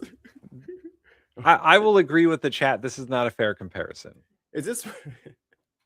Is this what y'all doing every morning? It's like fuck Starbucks, swoop, slide it into a mug, and get the kettle. I mean, this is basically like beef bouillon, and you're just gonna drink it versus Red Bull. Like fuck you. This is not fair. They're right. Okay, so this is gonna be tough for me because I can already tell that's United States right there because it just looks so amazing, doesn't it? And then we have I would say this is a black coffee with. It's actually Bovril. What? Bovril. It's like a beef drink. By the way, what name did you use? You didn't even use a name? Who did they call? They're not just going to say United States versus the Bovril. So do you drink? No, just eat the paste, dog. Just eat the paste. That's got to be so salty. Just stick your hands in there. Whenever roughly 100 calories of pure delight. In between touchdowns, Allie? It's not a cold. So you decided to go with something cold versus something warm. Yeah. Is that a UK versus United States? In the United States, you look at us and we're like cold. We do like a lot of cold. Like, you guys over are warm everybody and else. Thoughtful and nice. We have we have an ice addiction, like a frozen drink addiction. No, it's an ice. Here's the problem. You go to Europe, they don't serve you ice. They'll give you chilled water. They'll give you cold water. They may even give you water that formerly had ice in it. But they will not. They will not give you ice water, and you have to ask for ice. That's very weird. Yeah, it is a cultural difference. I won't say it's weird, but is for us Americans who've grown up in the 80s and 90s. Every drink I've ever been offered in public that wasn't in a bottle comes with ice. Every time I got a Happy Meal, there was ice in that cup. Yep. At the bar, if you get or if you're at a restaurant and you get a Coke, it's got ice in it. Always. Yep. Always. Well, the wife and I have a joke that we use on each other all the time when we're asking each other to get us a drink or whatever. Do you want it Irish or do you want it American? Irish is without ice and American is with ice. And with whiskey. Yes. Hold on, pause real quick. So when I lived in St. Louis, so this was many moons ago, I went on a date at a coffee shop with this very bohemian young lady. And dude, I had the most delicious I can't even talk. Delicious Irish coffee with Jameson in there. Brother, I was fucking sloshed at this fucking coffee shop. I was like, I'm about to do the open mic. I'm over here. I got fucking so hammered off of coffee. Never happened again. I was like, I can't do this. Because it was like espresso and whiskey and everything. I was like, this is so delicious. Yeah. 3 later, I'm like, yeah. Oh no, I'm in public. I'm gonna have to sit here for like 100 years. When the first time we went to Ireland, we went to Jameson's not their distillery, but their place in Dublin, like their tour location in Dublin. Mm-hmm. And they offered like cocktail making classes, and one of the cocktails you made was like Irish coffee. And we had signed up for 2 classes. One was whiskey tasting and one was the cocktail making. And when we went there, we're like, we're only going to be here for another day. We got to do both at the same time. The lady at the front desk was like, I can't let you do that. You're going to have so much whiskey. And we're like, but we're not going to be back here tomorrow. Like we're leaving Dublin tomorrow. We're going somewhere else. And she's like, okay, here's what you need to do. Because you have an hour between the classes. Go eat potatoes. Yeah. There's a cafe across the street. Eat carbohydrates between these whiskey classes, because you're going to be fucking hammered by the time you're done. Trust me. Here's a tenner. Go across the street, get yourself some bolognese and fucking just start scarfing, baby. Just start scarfing. Eat all the breadsticks they got. Because she's like, I can't let you do it. In the whiskey tasting class, you went to a barrel and you had cast strength whiskey before it's diluted. So it's like 150 proof. See, I'm glad I don't drink anymore because a younger me would find that intoxicating. But just think, when we go to Japan, all the sake. Oh my god, I feel like I don't get hangovers from sake. I haven't had sake too much, but whenever I go to like a hibachi restaurant or like one of those, we have a couple of good sushi places around here. Whenever the wife is like up for going to watch me eat sushi, essentially, I do have. I've never. I mean, I don't have too many hangovers because I tend not to drink a lot, but I've had enough whiskey to get drunk, and I don't think I've ever had, or enough sake to be drunk, and I've never had a hangover from it. I think I've only been hungover like twice. I get hangovers from wine. Wine fucks me up pretty hard. Oh yeah, the nitrates. Oh yeah, all the nitrates and like the tannins and all that. Like yeah, that shit fucks wine, me up. Wine just gives that I won't even get like the full like queasy hangover. I'll just like my head hurts. Yeah. Yeah. No, just like the top middle of my head hurts. And it's like I don't like okay, one glass is fine for me. I just want the taste. Thank you. Yeah. Give me a beer. Or pass that shit to the left-hand side. You know, and I had a lot of whiskey on at our wedding renewal because they kept giving me whiskey and I kept drinking it. And I don't remember being hungover from that. Like I had a lot of water too because I knew I was drinking a lot of whiskey. So like I think that I prevented it. I think that I drank enough water so that I wasn't fucked up in the morning. But I was definitely drunk. Like just after we had a shot before we went to the ceremony. I had 2 shots at the ceremony because Amanda didn't drink her portion of it. And then they did more shots after the ceremony. I was fucked up by the time we went to dinner. Your wife has her license? That's why we get married, so that we can be dumb in public and then someone's responsible for us. The joke's on you. We're the ball and chain. Okay. So Anyway, obviously that drink tastes your- better. Drink your beef. So the points to America for this round. Duh. Vodka? Vodka, White Claw versus vodka. What's a wicked? Why is it blue? Oh boy. From the RFK collection. I know, right? Blue methyl. Oh, I already know what's gonna win. I don't need to taste it. Could you? Yeah, I could. Is the Miz a basic white girl? Is the question here. Does he like White Claw? And I'm sorry, white girls do not get pumpkin spice lattes. Those are for everybody. And yo, a mango or a peach White Claw after you got done fucking power washing the cars, this shit's amazing. Fuck that, they can't have that. I'm reclaiming my time. Drunk? So you have original blue vodka mix. Yeah, that's kind of the drink you'd have typically when you're younger. It's a base drink. Tell me what younger is to you. Let's say 45? 18. Is that younger? 45? No. Oh yeah, they drink at 18, huh? Yeah. That is such, and that's another cultural thing that we just very different here. Jesus Christ, Miss. That's actually not bad. It's blueberry. Blueberry. And we got black cherry, White Claw, baby. The worst flavor. White Claws win. Every day, all day. So it almost looks like John Cena dressed him. See everyone's face going. Yeah, him and John Cena are besties.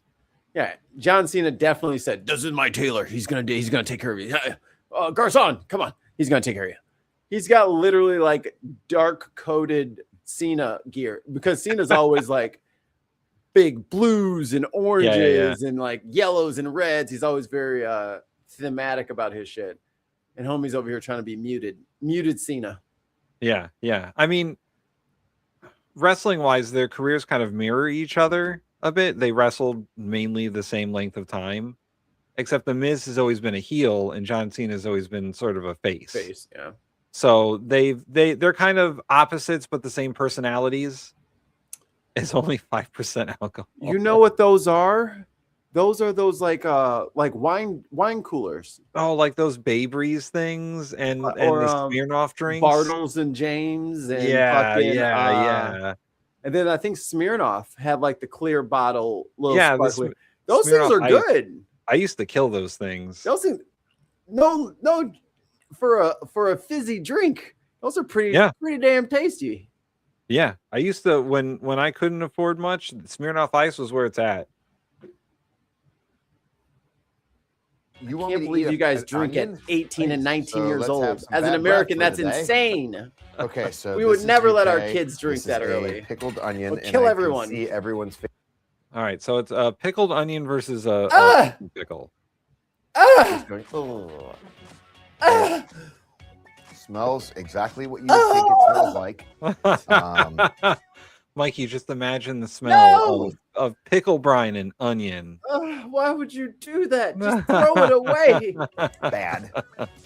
So let's Gina, I would go to that fucking pub every fucking day. Trooper. Oh man. And twice on Sunday.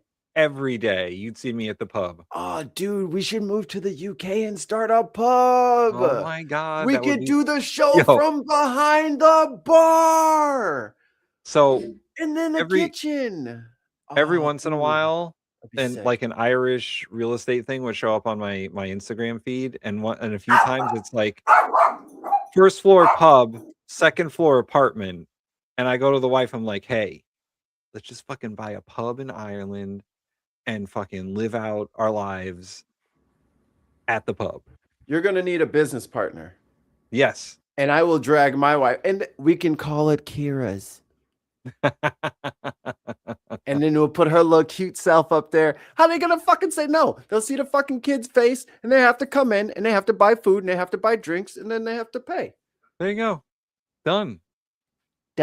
We'll see you guys in 2 months. And we'll have pickled onions as a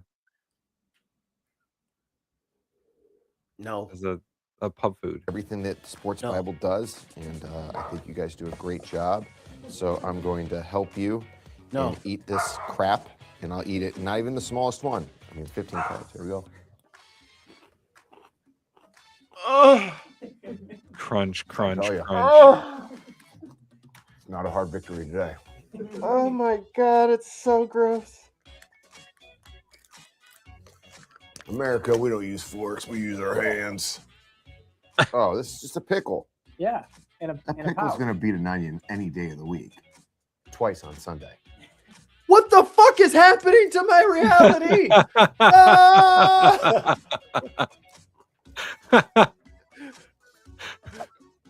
This keeps happening to me, Tim. America again. And the US wins. The Miz is a bit much. He's a bit much for my taste. That pickle was, that onion was so disgusting. And he's just crunching it up. Oh, those are little pearl onions too. Yeah. Yeah. Look at him eating the pickle. That's a good one. Oh, go back. Yeah. Oh, wait. Take the Oh wait, no. Keep it in there. That's actually kind of funny. Pickle's gonna beat an onion any day of the week. That's a quote. Yo, we should put that on. We should put that on a shirt, and then we'll just make the same fucking expression. Just be like, a pickle's gonna beat an onion every day. Any day of the week, a pickle's gonna beat an onion. And twice on Sundays, and then twice Mikey on Sunday felt his reality turn in on itself because I hate it when I say something and then it happens on TV right after. Let me check and see who's breaking in. All right. You work super hard to make. We got one more video for you all. That's malted, pickled. There's silver skin onions. The pickle is clear. Sorry, Mikey. Onion meltdown for Mikey. Yeah, who looked at a hard-boiled egg and thought, you know what? We need to pickle that. I mean, there's a lot of things you could be like, why would you fucking go around pickling that? In America, we do like our pickled stuff. Like, I don't know. I think that's previous generations and having to store things for the winter and stuff like that. All right, we're just going to play this. Mikey will come back. Make things taste great, but for some reason, there's always something missing. It's good, but it's not as good. So this video is not about a specific food, but it's about seasoning food. As you expected. But this is the one skill 99% of home cooks never master. How to season your food properly. Music, oh no. Go away. The real reasons why your cooking might taste flat or bland or plain or just fine. By the end of this video, you'll season like someone who actually knows what they're doing. So with that being said, let's begin. We're covering 4 main principles, starting with number 1. Salt. This is the most important thing to learn in this entire video. It's the foundation of seasoning. Most people, and even some restaurants, don't understand it or use nearly enough. So how does salt actually work? The simplest way to put it is a flavor enhancer with a threshold. The number 1 goal is to get the salt level as close to that line as possible without quite going over it. Because if you Yes, you want things to be salty, but not too salty. And it really depends on that thing as to where that line is. go over it, and by that I mean you'll have to start over. All it does is heighten the sensitivity of your taste buds. It also improves aroma and it draws moisture and volatile molecules out of the food along with it. Now there's really 3 types of salt that you can use. You can either use fine salts, right, like a fine sea salt. The purpose of fine sea salt is to dissolve quickly, which you don't always want. That would be something to mix into a chilled soup or somewhere where coarse salts might not dissolve well enough or quickly enough for your taste. Then there's my personal favorite, all-purpose use kosher salt. Diamond Crystal is the industry standard for a reason. It's the shape, it's the way that it feels in your hand. Yeah, kosher salt is what I think is used the most in like restaurants and whatnot. Like whenever we bought salt, it was kosher salt from like fucking Restaurant Depot, but that tells me how salt works. You eat it all your life and have a heart attack and your life ends. Yeah, I've been told to reduce my salt intake, so yeah, I got a salt grinder. I grind it.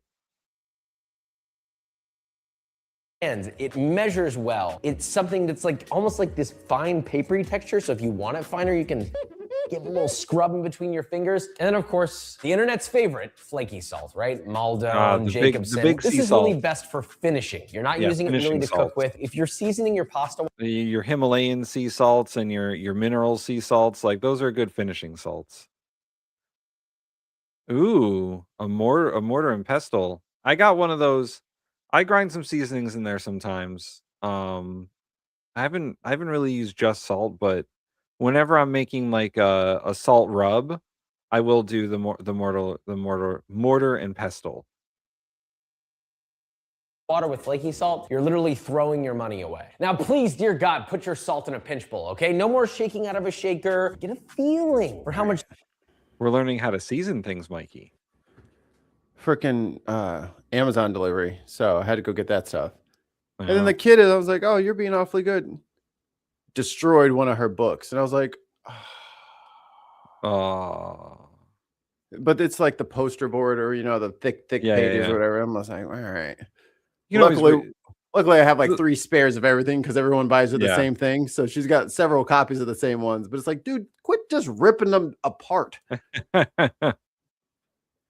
Salt you're putting on, what that feels like. That was my fault. This is going to help teach you intuition. Now, when you're seasoning anything, don't season really close to the food. Season from high up for even coverage. Let the salt spread. Yeah, you'll sprinkle a little bit around the edges. Now, here's how to season perfectly every time. When possible, sauces, soups, stews, marinades, season them as you make or cook them, little by little with salt. You salt it, you stir it, you taste it. Not quite there, put a little more. And then just keep doing that until it reaches the perfect level of salt. Let me think, well, Josh, it tastes good. I don't think I can add any more salt. Well, maybe not. Let's say it's a sauce, get a little spoonful, sprinkle a tiny bit of salt and mix that into the spoonful and then taste it. Does it taste better or does it taste too salty? If it tastes too salty, well, don't add any more salt. But I don't think I've ever done that. I'm not doing that.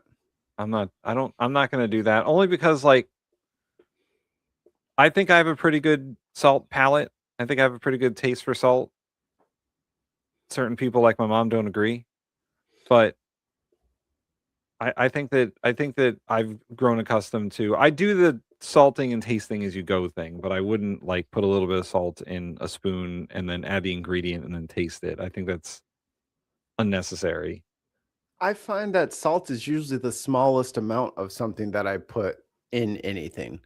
Like for when I do chops or if I'm doing chicken for her, it's like lemon pepper or tahini or curry powder or you know what I mean? Like we have a flavor in mind. But if you're just salting, I mean, I've seen even though so there's steaks, like I don't just do steak and pepper, like salt and pepper on my steak.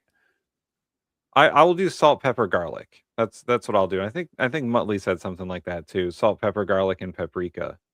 Like that's a good steak seasoning. I like But that Montreal's shit. yeah, the Montreal seasoning, The is spicy great. McCormick Montreal seasoning is Yeah. really good. I made a pot Um, roast with it. There's an old episode of Kitchen Nightmares where Gordon is trying to teach this chef who doesn't use any seasoning in his food that like it actually fucking matters.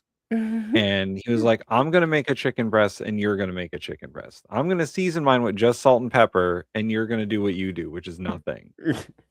And he had Boil the it. dude taste both, and he's like, "Oh, yours is better." He's like, "Yeah, mine is better." He's like, "You're not," and something Josh was pointing out, you're not seasoning with salt to make something taste salty. You're seasoning with salt to enhance the flavor of whatever it is Right. already. And people have a hard time salting enough or salting too much because their individual palates vary. You know, everyone tastes salt differently. Okay, Elle wins today. Oh my god. Elle wins. Sorry, everyone. Thanks for playing. Elle just won the internet. Yep. That is funny. Put her on the leaderboard. If it tastes better, add a little more salt. number one That's the best answer. way you can do it without over-seasoning. That's what a you're good making in front of you. one. Now you know how to use Yeah. salt. But there's going to be something that happens. I don't want Steve Harvey doing it though, because Steve Harvey is such a little shit, man. Yeah. I thought he was so funny until I realized, oh, he's actually that arrogant. Yeah. Oh yeah. He made himself a fucking TV judge. Wait, what? Steve There's a Harvey? Steve Harvey is a judge, yeah. One of those TV court shows. I forget what it's on, but it exists. Someone's bad as And Judge Mathis, who just calls everybody a crackhead. I mean, nobody beats Judge Judy. Nobody. Dude, her meme of the fucking Yeah. Yeah. that is my shit. I used to watch that me and my mom used to watch that all the time. Yo, Judge Judy Sitting is there the eating dinner. Yeah. Yeah, because it was always on around that time. So what you're telling me is that you don't have the rent. So what are you supposed to do? The guy needs his money, you don't have the money. Okay. When you actually start applying salt. So we need to talk about its relationship with water. Salt draws water out of things. That's why when you sprinkle salt on a steak, you let it sit and the surface becomes moist. Keep that in mind when seasoning something. Sometimes you want to draw the moisture out of something to intensify the flavor or help it cook better. Eggplant is something you want to salt to draw the moisture out of if you're frying eggplant. You salt it first, let it sit for 10 minutes, and then it starts getting watery on the surface. You pad down all the water, and now you have eggplant that's not so fibrous. So when you fry it, it's really good. Also, sidewalks. Yes. There's a ton of salt on my sidewalk currently. They actually treated our road. They haven't had to do that in a while. They got the spray truck came through. I was like, oh, they're serious. Yeah. Yeah.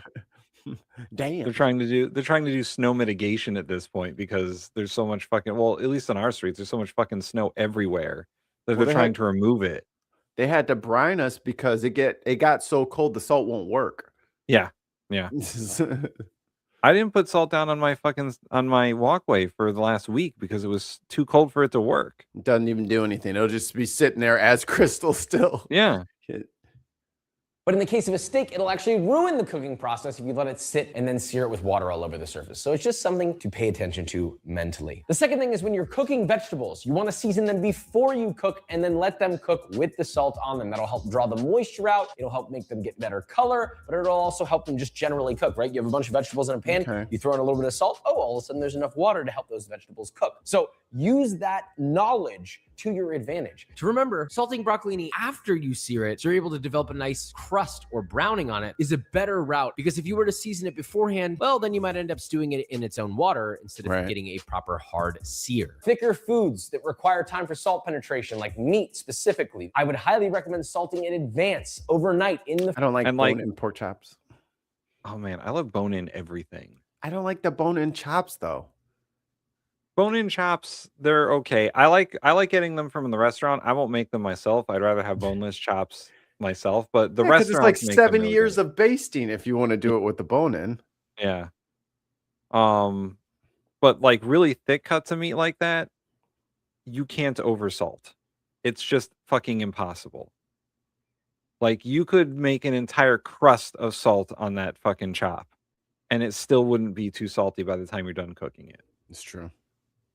A fondant penetration, like meat specifically, I would highly recommend salting in advance. Overnight. Wait, is this the show? Is it cake? Uncovered. This allows moisture to be drawn out. It allows for airflow to go around to then evaporate. That is it cake, but everything's salt.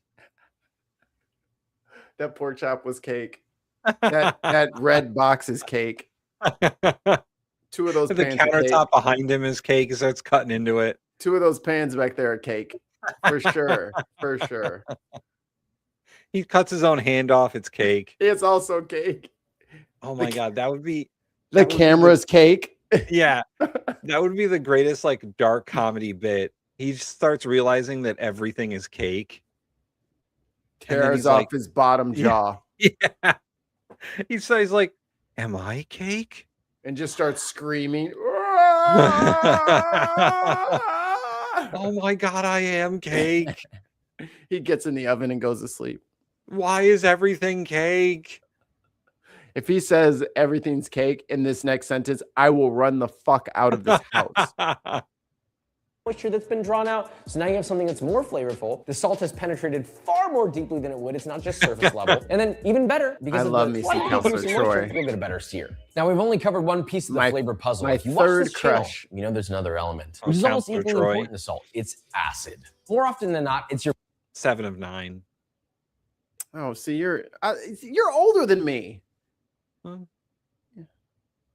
Oh, actually, all of this shit that's happening in the world is her fault. Yeah. Who? Jerry Ryan. Why? All right. So, is it conspiracy time? Follow me here. Yeah. Jerry Ryan was married to Jim Ryan, who was caught up in a scandal concerning Jerry Ryan. And because of that, Barack Obama won his Senate seat. Really? So if Jerry Ryan or Jim Ryan hadn't gotten into that scandal, Obama may not have won, which means that we wouldn't have the unblackening of America that is happening at this current moment. This is like 7 degrees of separation from fascism. 7 of 9. The Borg is the cause of all of this. All of this is because of the Borg. Jukebox Overdrive. Are you telling me that Barack Obama is possibly cake? Kenyan cake. Kenyan Muslim socialist cake.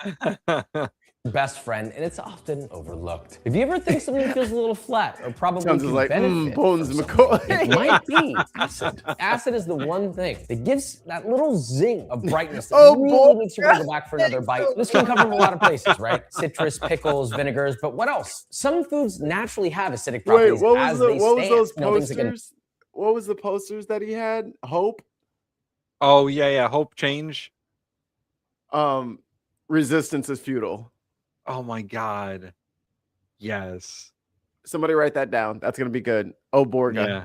Yeah. Just the original Obama hope poster, and then where it says hope, it says resistance is futile. Hope TMCR. No, hope, change, resistance doesn't equal futile. Resistance is less than futile. There you go. There you go. There we go. Yeah, okay. There you go. Resistance. Granny Smith apple, fermented foods like sauerkraut, kimchi, or even like a sambal. The purpose of acid to me is all about balancing flavors. That means if something's really salty and fatty and rich, this would be a great place to introduce a little acid. That could be in the form of a nice acidic salad. You could even have roasted vegetables on the side that have been tossed in a little lemon juice. Or if it's a steak, right? A really rich, fatty steak. A sauce where you add just a little splash of a nice vinegar, right? We've got a nice, beautiful red wine vinegar. That'll just brighten it up a little bit. The one thing to remember is when you use acid, in many cases, the best time to use it is put on a the good end. So album. Be aware of that. If you're going to reduce the sauce down, you may need a little bit more acid to counteract the fact that you might lose some of it. Maybe watch. We taught you how to use salt. Wizard of Oz. Similarly, once right?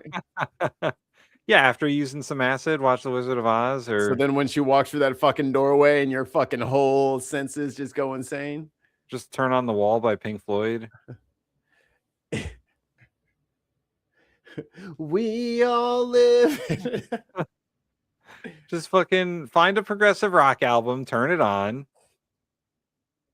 and just So when vibe out, man. So when you're continually listening to Rush.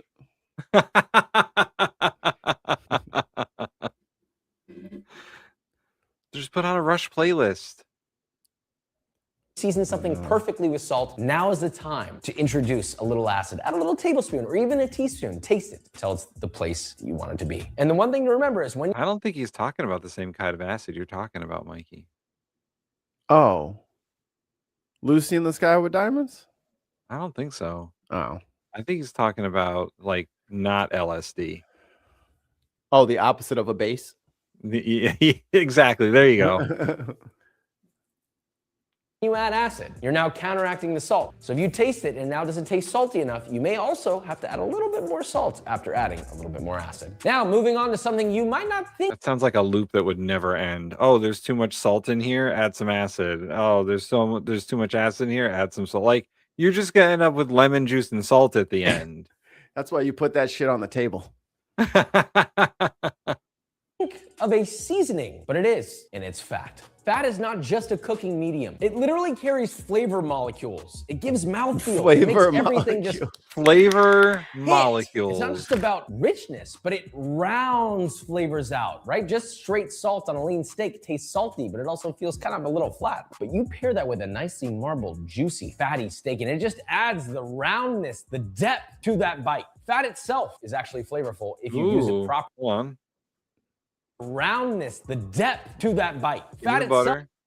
All right, so Kerrygold butter is the fucking gold standard of fucking butter. If you want delicious mashed potatoes, there is no substitute. You have to use Kerrygold. Yeah, there is no substitute for fucking Kerrygold butter and potatoes. I approve this message. What is he fucking RFK over here? Beef tallow? Come on, man. And duck fat? That shit's expensive. Why don't you put ghee butter up there too? You know what I'm saying? Yeah, Just put the right, most right. expensive- I forget who it was. We were watching the thing. It's like, oh yeah, just grab a jar of this $19.99 fucking butter and just take 2 tablespoons for your one fucking thing. It's like, that is expensive, sir. Molly's got a good one. What's the atomic number for flavor molecules? -3. How many protons and electrons are in a flavor molecule? Well, flavor molecules are inert, so they're all the way on the left, you know. And what is their natural state? Are they a gas? Are they a liquid? Are they a solid? Well, at or what is it called for like room temperature, regular pressure, all that stuff? When you're at that, it's actually the triple point of food molecules. So they are both gaseous and solid and liquid. See, everyone's putting in the work here. What is a flavor atom? Would splitting it create a flavor explosion? Well, Yes. see, you see there's a difference, right? So there's flavor fusion and flavor fission. Fission. Right. There's a difference. There's a difference. Because some foods get like even better internally, like meatloaf. That's fission. And then some foods you slam together, like South Korean tacos. That's fusion. The explosions are different, but meatloaf is better the second day, and Korean Mexican food is also delicious. So and I've been told that fission is a lot harder to achieve. oh yes. There's only so many times, only so many ways you can do it. Yeah. Like a banana can't fission. It sounds like another t-shirt, Mikey. A banana can't fission. You can't have fission with a banana. You know, we'll have to ask Landon about that. Landon, can you fission a banana? Wait, there's potassium in bananas. Hold on. Yeah. I think we might be cooked. It would take a lot of pressure, but you could probably do it. A lot of pressure. Start filling that Hadron Collider with bananas. Yeah, why are they using a fucking gas? Just fucking put a banana in there. Get that motherfucker moving at about 20% the speed of light, you know? And then run it into... It sounds like a Pop-Tart commercial. Do you like Pop-Tarts at 5% C? And they all fucking just put down their fucking welding mask. And they all got like the lab coats on. Big fucking arcane fucking shakunk. Fucking just turn it on. This is what happens when Pop-Tarts go 20% the speed of light. It's 5 gum. It's 5 gum. This is what it's like to chew 5 gum. They just got like 1 mint in the Hadron. Just and one dude sitting there in a chair just it goes through him. I always wondered what would happen to you if you like stuck your hand in that beam. But apparently nothing good. Yeah, there's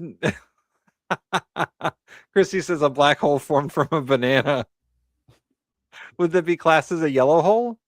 How would we know? Because the light from it can't ever get to us. Yeah, what would the event horizon be from a banana black hole? So I watch a lot of all right, another space tangent here. So I watch a lot of space stuff. And everyone's probably heard like the thing about spaghettification, and like you'll get extruded through the fabric of space-time like a toothpaste through a tube. Like gravity will just pull you through space itself until you're just a row of atoms, one at a time, going into the black hole. You don't need that machine then, the frozen banana machine. Like you can't get it back. Oh, I see. You know, you can't get it but back. It would do the same as the machine. So if you put the banana through the black hole, you would get banana ice cream on the other end, is what you're saying. But in a row of atoms, one at a time. You would get separated into atoms, just into flavor molecules, if you will. Molecules. So after watching Interstellar, and you see like some like Star Wars-y kind of stuff, and it's like black holes are always like this like weird, scary thing. Do you know there is no visual indication for when you hit the event horizon? It is just normal space, and it is just like that point of no return. You are just like, there's not like a sign that says, hey, it's going to get hazy up here. It's going to be a dark, stormy cloud, so don't go past this one. No, it'll just be normal space. And then it's just like your pathways of your futures and possible ways that you can go all just kind of end up in that hole. And that is where you live forever. So time travel does exist. Also, I learned this week that we have accurately detected a roaming massive black hole. Ooh. It is just without galaxy, just on its own. And it's leaving a trail of stars, a contrail of star creation behind it. Yeah, space is a nightmare, isn't it? Have fun sleeping tonight, guys. Jukebox Overdrive says banana space rupture detected. Banana space rupture detected. Shields up. Shields up. Armed the banana torpedoes. Photon torpedoes. Yeah, Billy. Photon bananas. Josh, you're a little too bougie for your own good over here with the beef tallow and the duck fat. Just What's pointing the that out middle? there. What's the? That's just Evo. That's fancy fucking olive oil. That's what that is. And then he's got like heavy cream, and I think that's pecorino romano cheese and an avocado. I see a lot of people use avocado for their fat. It's good. It's good. It's good for like guacamole.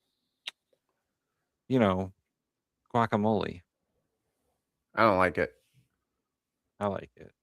You know what? I didn't like avocado at first, and then I worked at your St. Louis bread company, and they use a lot of avocado for fucking everything. Maybe it's because every time I've had avocado, it's probably been accompanied with cilantro. Yeah. Because it like for most guacs, they put cilantro in there, and then they're like, "Oh, it helps bring out the taste." I'm just like, I don't like avocados now. Yeah, because it's just fused together in my brain. Oh, that tastes like soap. If you want a good application of avocado is anytime you're putting bacon on a sandwich, avocado is a good also add-on for a bacon sandwich. friend. Yeah, it's a good bacon friend. Friend of bacon. Is actually flavorful if you use it properly in tandem with something. There are two ways to include fat. Number one is the most obvious, naturally occurring, right? This would be something where the fat is already found in the food you're cooking. That could be in an avocado. It could be in cream, dairy, milk. These are rich, fatty foods. And the second way is, of course, adding it yourself. This could be in the form of a drizzle of olive oil, which the English chefs have a huge problem with.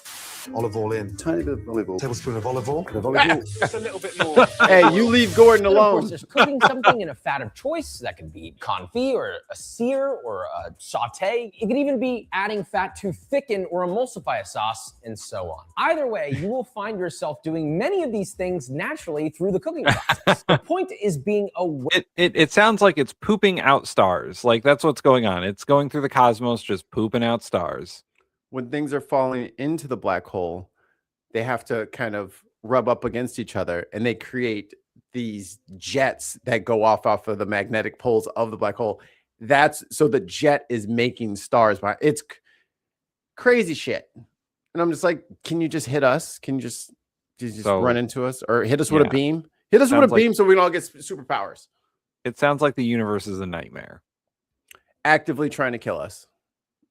I'm very surprised that we aren't like all vapor dust at this point. Like you can thank so Jupiter. many things happen. Yeah, Jupiter is a blocker for a lot of that shit, huh? Our big brother that looks out for us. Yeah, I'm sure Jupiter is pretty ambivalent towards us. I'm sure. Slob, just a aware of when you do it and where to add more. Let's use a basic salad as an example, right? You season it perfectly, you put a little lemon juice on it. Add the beef tallow to the salad. Got it. With my fucking spring mix he's got there from a bag. Here's the ingredients. It's the spring mix, a little bit of balsamic vinegar, and then a big heap of duck fat. You toss it and it's citrusy, but there's something missing. It's just wet. I don't know, Doc. I've been eating salads, but I just feel like I can't shed the weight. Now it's got a mouthfeel. It's got a richness to it. It's round. The flavors are interacting with the olive oil and creating a more impactful flavor and eating experience. What about when you're searing a steak? You could just sear the steak on both sides till medium rare and serve it, or you can add in a couple tablespoons of butter and baste that thing beautifully. And what's going to happen is the butter is going to seep in. Real quick. All it takes is for a supernova close enough to Earth, and we're fucked.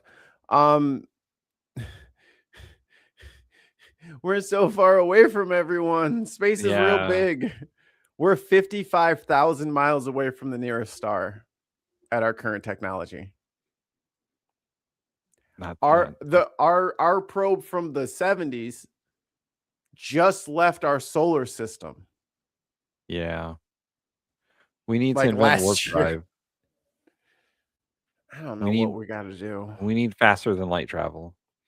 Oh, but according to some people, Neil deGrasse Tyson, you can't go faster than the speed of light. So what are you going to do? If you do, then you gain infinite mass. Yeah, and apparently the closer you get the speed of light, the more time slows down. Correct. So you never get there anyway. Or no, you get there instantaneously. I guess that's what the warp field does for the Federation ships. Like it creates a bubble around the ship that sort of protects it from needing infinite mass.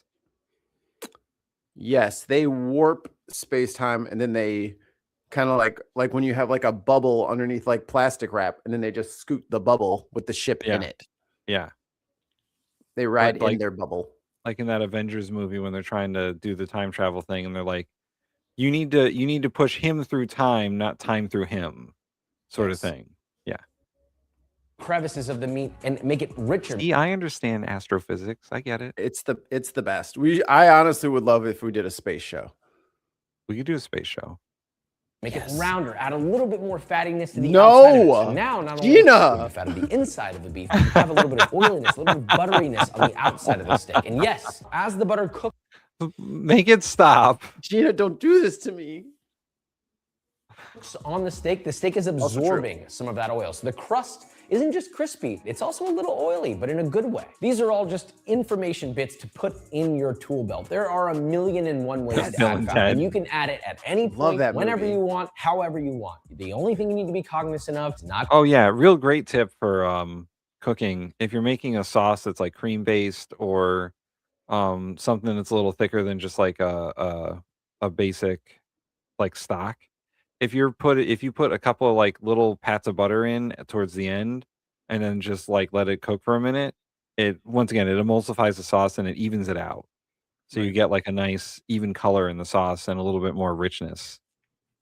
To overdo it, just like everything else. And when do you add fat? It's after you've seasoned it perfectly with salt. You've maybe optionally given it some acidity with lemon juice or whatever acid you want. That is when you decide. Whatever acid you want, Mikey. The last item. What could it Battery possibly acid. be? The one thing that deeply changes Hydrochloric flavor acid. is spices and herbs. So first, spices. Herb. There's a million options. What about pre-ground versus whole spices? I prefer whole spices. Pre-ground are okay if you don't have time to grind it or you don't have a grinder, you don't want to deal with that. I get it. Just remember that spices that are already ground have a shelf life. Whole spices last longer, they have more flavor in them, so on and so forth. So let's just start with the base set that I like to have in stock. Obviously, fresh black peppercorns because we don't use pre-ground black pepper. Get a pepper grinder.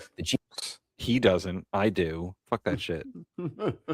What? So I do both, right? I buy the peppercorns and I put them in my little fucking grinder, but when that thing is empty and I don't fill it up right away, I reach for the fucking pre-ground black pepper. Who gives a shit? We don't need an ozone layer. We'll be fine. The sun will not blast us after we lose our entire atmosphere. I heard the ozone layer is like almost completely healed from when we fucked it up in the 80s. Yeah. At least we did at least we caught it. Yeah, at least we saw, oh man, the radiation shield for our planet is going away. Everyone in Australia's like, it's a bit hotter than normal, mate. Fucking fricassing myself every time. They were getting This one bad finds cancer. mortar and pestle. That works too. But whole black peppercorns, onion powder, garlic powder, paprika powder, cayenne powder, ground cumin, Lemon and ground pepper. coriander. These are things that I use all the Best time. seasoning. What's my favorite seasoning? Chat, put your favorite seasoning in the old chat there. I'm trying to think of what mine is. It's Heb, not Eb. Heb. I find a bunch of linguist videos, and it is very interesting. All of our English disparagingly. I don't know. Word there. The differences between like how we both use English, and it is very funny. Yeah. Aluminum. It's pronounced aluminum. Anyway, I think my favorite seasoning, I like using thyme a lot. I like using rosemary a lot. Rosemary is a powerful seasoning though. Like you can definitely use too much of it. A powerful seasoning. There is much power in this rosemary. I summon rosemary. I play my rosemary card in attack position. Yu-Gi-Oh with fucking herbs. I summon you, Black Pepper. Who knocked all my stuff over? Oh, I do use parsley a lot, but Mikey's not a fan of parsley. Parsley, sage, rosemary, and thyme. Little You've Scarborough activated Fair. my stage card. Easy, Yugi boy. Make a lot of different dishes with this. If you want to expand your spice pantry from this, all you got to do is pick a cuisine from a different culture that uses a lot of spices and make one recipe. You'll already start with at least a quarter of their spices for that. And then just there's currently a lot of curry ingredients in my fucking pantry because I went and I made some curries and like butter chicken and whatnot. Dill's a good. Dill is good. I like fresh over dried. There was one seasoning that I was using. It's not a seasoning. It's chamomile. So I was growing chamomile. No. I was growing chamomile in my I had a little like potted garden on my back deck in our old house. And I grew chamomile and lavender. And the chamomile fucking spread through my yard like wildfire. Like a weed, you say? Yeah.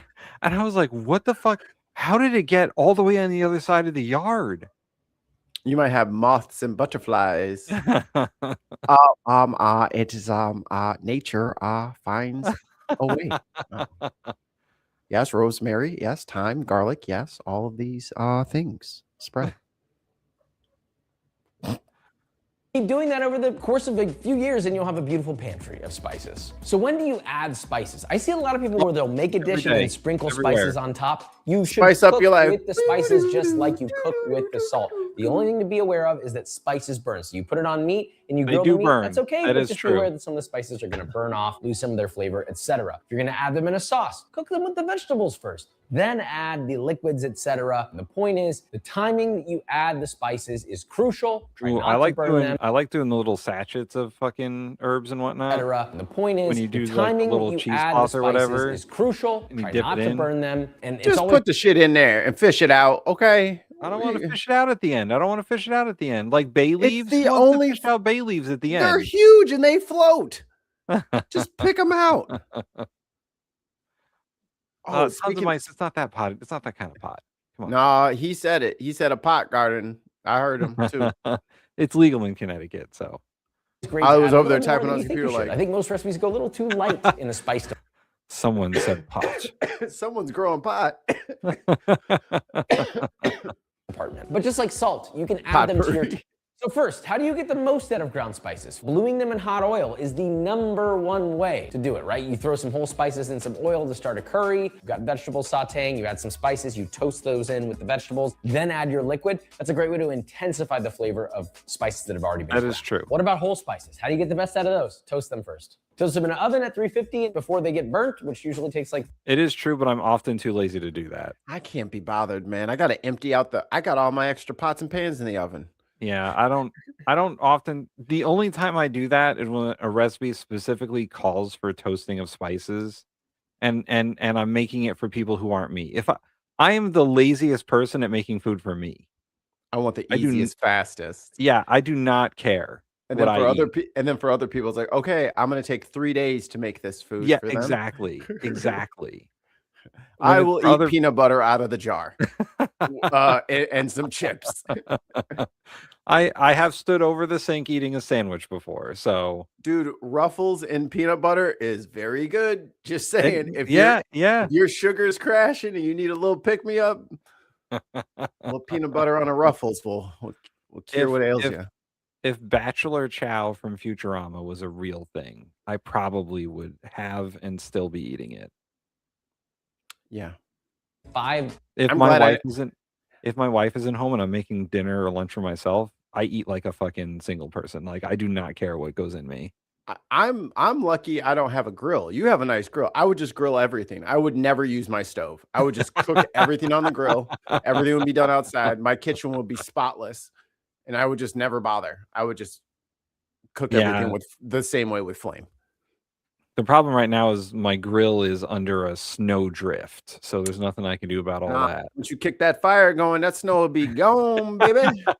8 minutes, or toast them in a pan, shaking often. Now, spices have a close cousin, herbs. Just like spices, You hear that? Herbs. Run it back for him. Rewind that shit. Let him hear it again. Spices have a close cousin, herbs. Just like spices, Herbs. use herbs to diversify and change flavor, but in a more There's your rosemary. Yo, fresh time. rosemary is the fucking best. On those little yellow guys. That's the ones I was growing in my yard. That the fucking squirrels and the robins, the robins were stealing my fucking potatoes, which I never harvested. Yeah, we had blueberry bushes. We planted blueberry bushes at our old house, and we never got a single fucking blueberry because the squirrels and the chipmunks and all the other animals would get to the blueberries before us. Got to put a little fucking. This is why they have to lock the greenhouse. You know what? Billy's right. Mikey, I'm get ready. the recording device ready. Ready? Damn it. or toast them in a pan, shaking often. Now, spices have a close cousin, herbs. Just like spices, use There we go. herbs to diversify and change flavor, but in a more delicate way. They often add a more green, earthy, floral, and sort of herbaceous flavor to everything. The only way to leverage this is to know how to use them. Now, you can either use fresh herbs or dried herbs. 99% of the time, I much prefer fresh herbs. Generally, they're cheaper, you get way more bang for your buck, but also they look beautiful, the flavor's more fresh, they're nicer. To me, the only time dried herbs come In regards to the cilantro, they're soapier. into play is if I'm scrapped for time Blue or Dawn. I want to throw it into like something that needs to stay dry, like a fried chicken dredge. I think I that missed said, it. how do you use herbs?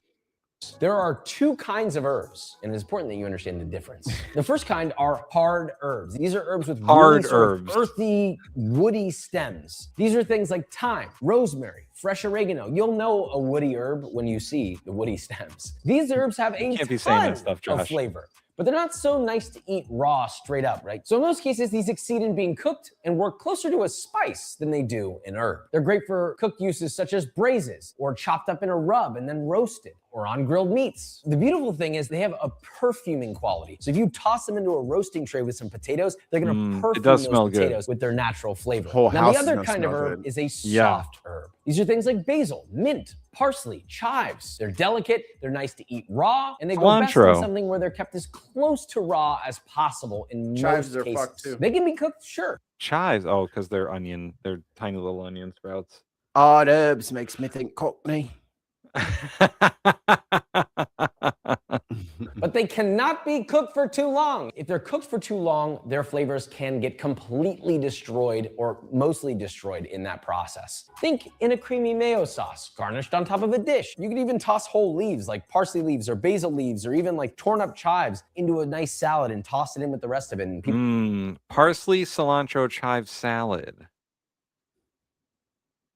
will get little bites and flecks of fresh herb pops. And that is the simplest way to say that you can use herbs. So we're gonna bring everything together here. Salt enhances flavor. Acid brightens flavor, lifts flavor. Fat adds richness and roundness to flavor, sometimes even has a flavor of its own. And lastly, use spices and herbs to change and diversify the flavor of what you're cooking. Now, of course, I could go on and make a 5-day-long video about how to season food. These are the bare necessities, so let's see it in action. We have a finished Tom Kha here. Look We're for going to the- apply everything that we learned.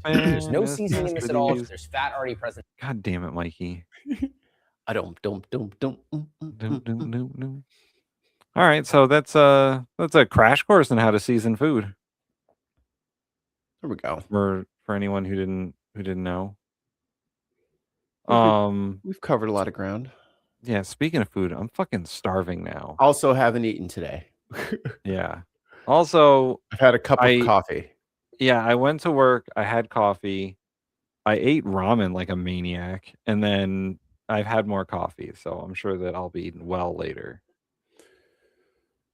Yeah, I gotta feed this kid more. I got her breakfast and everything. Yeah, I didn't get breakfast. I cleaned I- up all of her blocks yesterday. She threw all of them across At all you. of them across the fucking load. I'm hearing tings across the drywall. I'm like, nah, there's no way. The whole floor was just covered in rainbow colored bricks. Oh, speaking of food, real quick before we go, not a video, but Ooh. the people who follow me on Facebook know that I've been tinkering with making bagels. I just want to share a few pictures of the bagel making. Bagels. Bagels. So that's the old cinnamon raisin. I took a bunch of pictures of that. That's a Parmesan bagel. Parmesan. From the Isles of Parma. Everything bagel. Good old everything bagel. There's a plane there. I've been working on the recipe. It's like a New York style bagel. Oh, that's the office where I work. And here's a group. I had to take that picture for reasons. Anyway, that's not the exact office where I work. But yeah, I've been tinkering with some bagel recipes and trying to figure this out so that I could. First of all, I love bagels. They are delicious, and they're fluffy and light and tasty, and I'm trying to sell them to the local community. So I've been working on it for a couple of weeks now. Fucking fruit fly. Jesus. You try to eat good food and then it comes with little friends.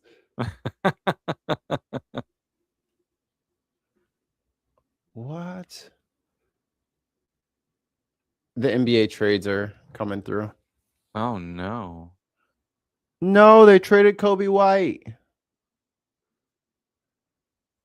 I've never had my flabbers so gasted. What?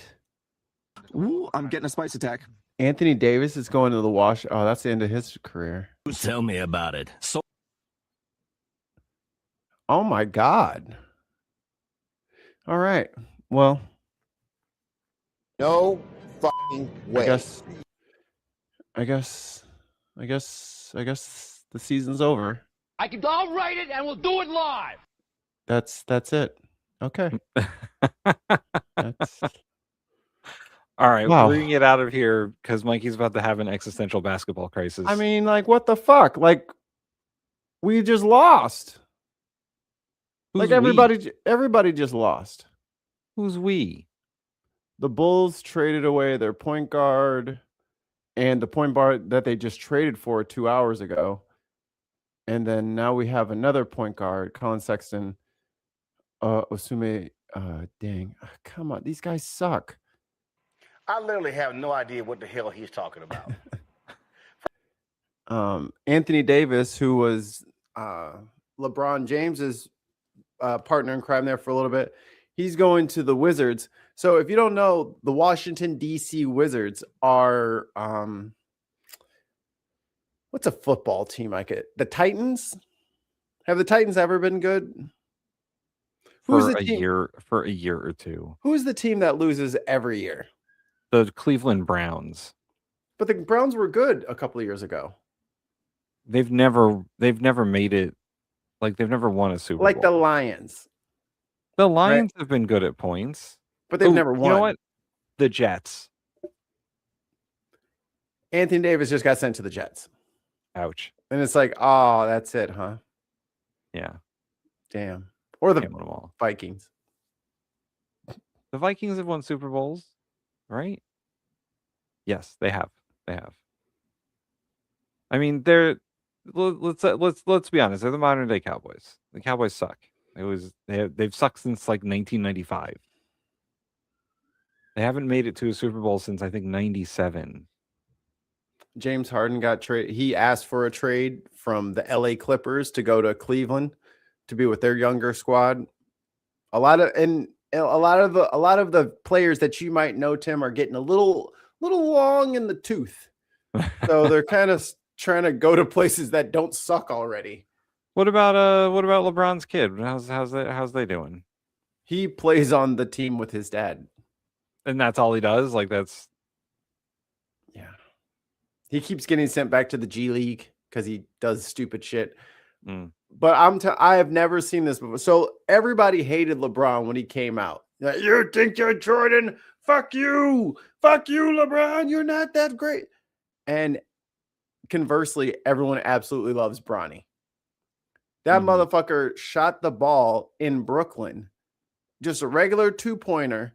They went crazy in the stands and started chanting MVP, not making it up. For a fucking bucket, just a regular bucket. The opposing team's fans were chanting MVP. He is a cultural icon for some reason. They just love him. Shame. Shame. I knew you were waiting for Shame. something. No. They just he can't do anything wrong. Every time he touches the ball, the whole stadium goes crazy. They just love him. He's like the NBA's little brother. Yeah. I mean, that's how I feel about some of the newer football players. Like, they can't just no matter what they do, they can't fucking do anything wrong. But like it's all rainbows and sunshine. He's not a newer player anymore, but like fucking Dak Prescott on the Cowboys. Mm-hmm. That dude throws so many fucking interceptions, but every year they're like, let's give Dak more money. He seems to be doing really well. But like, he can't hold it together to fucking win important games.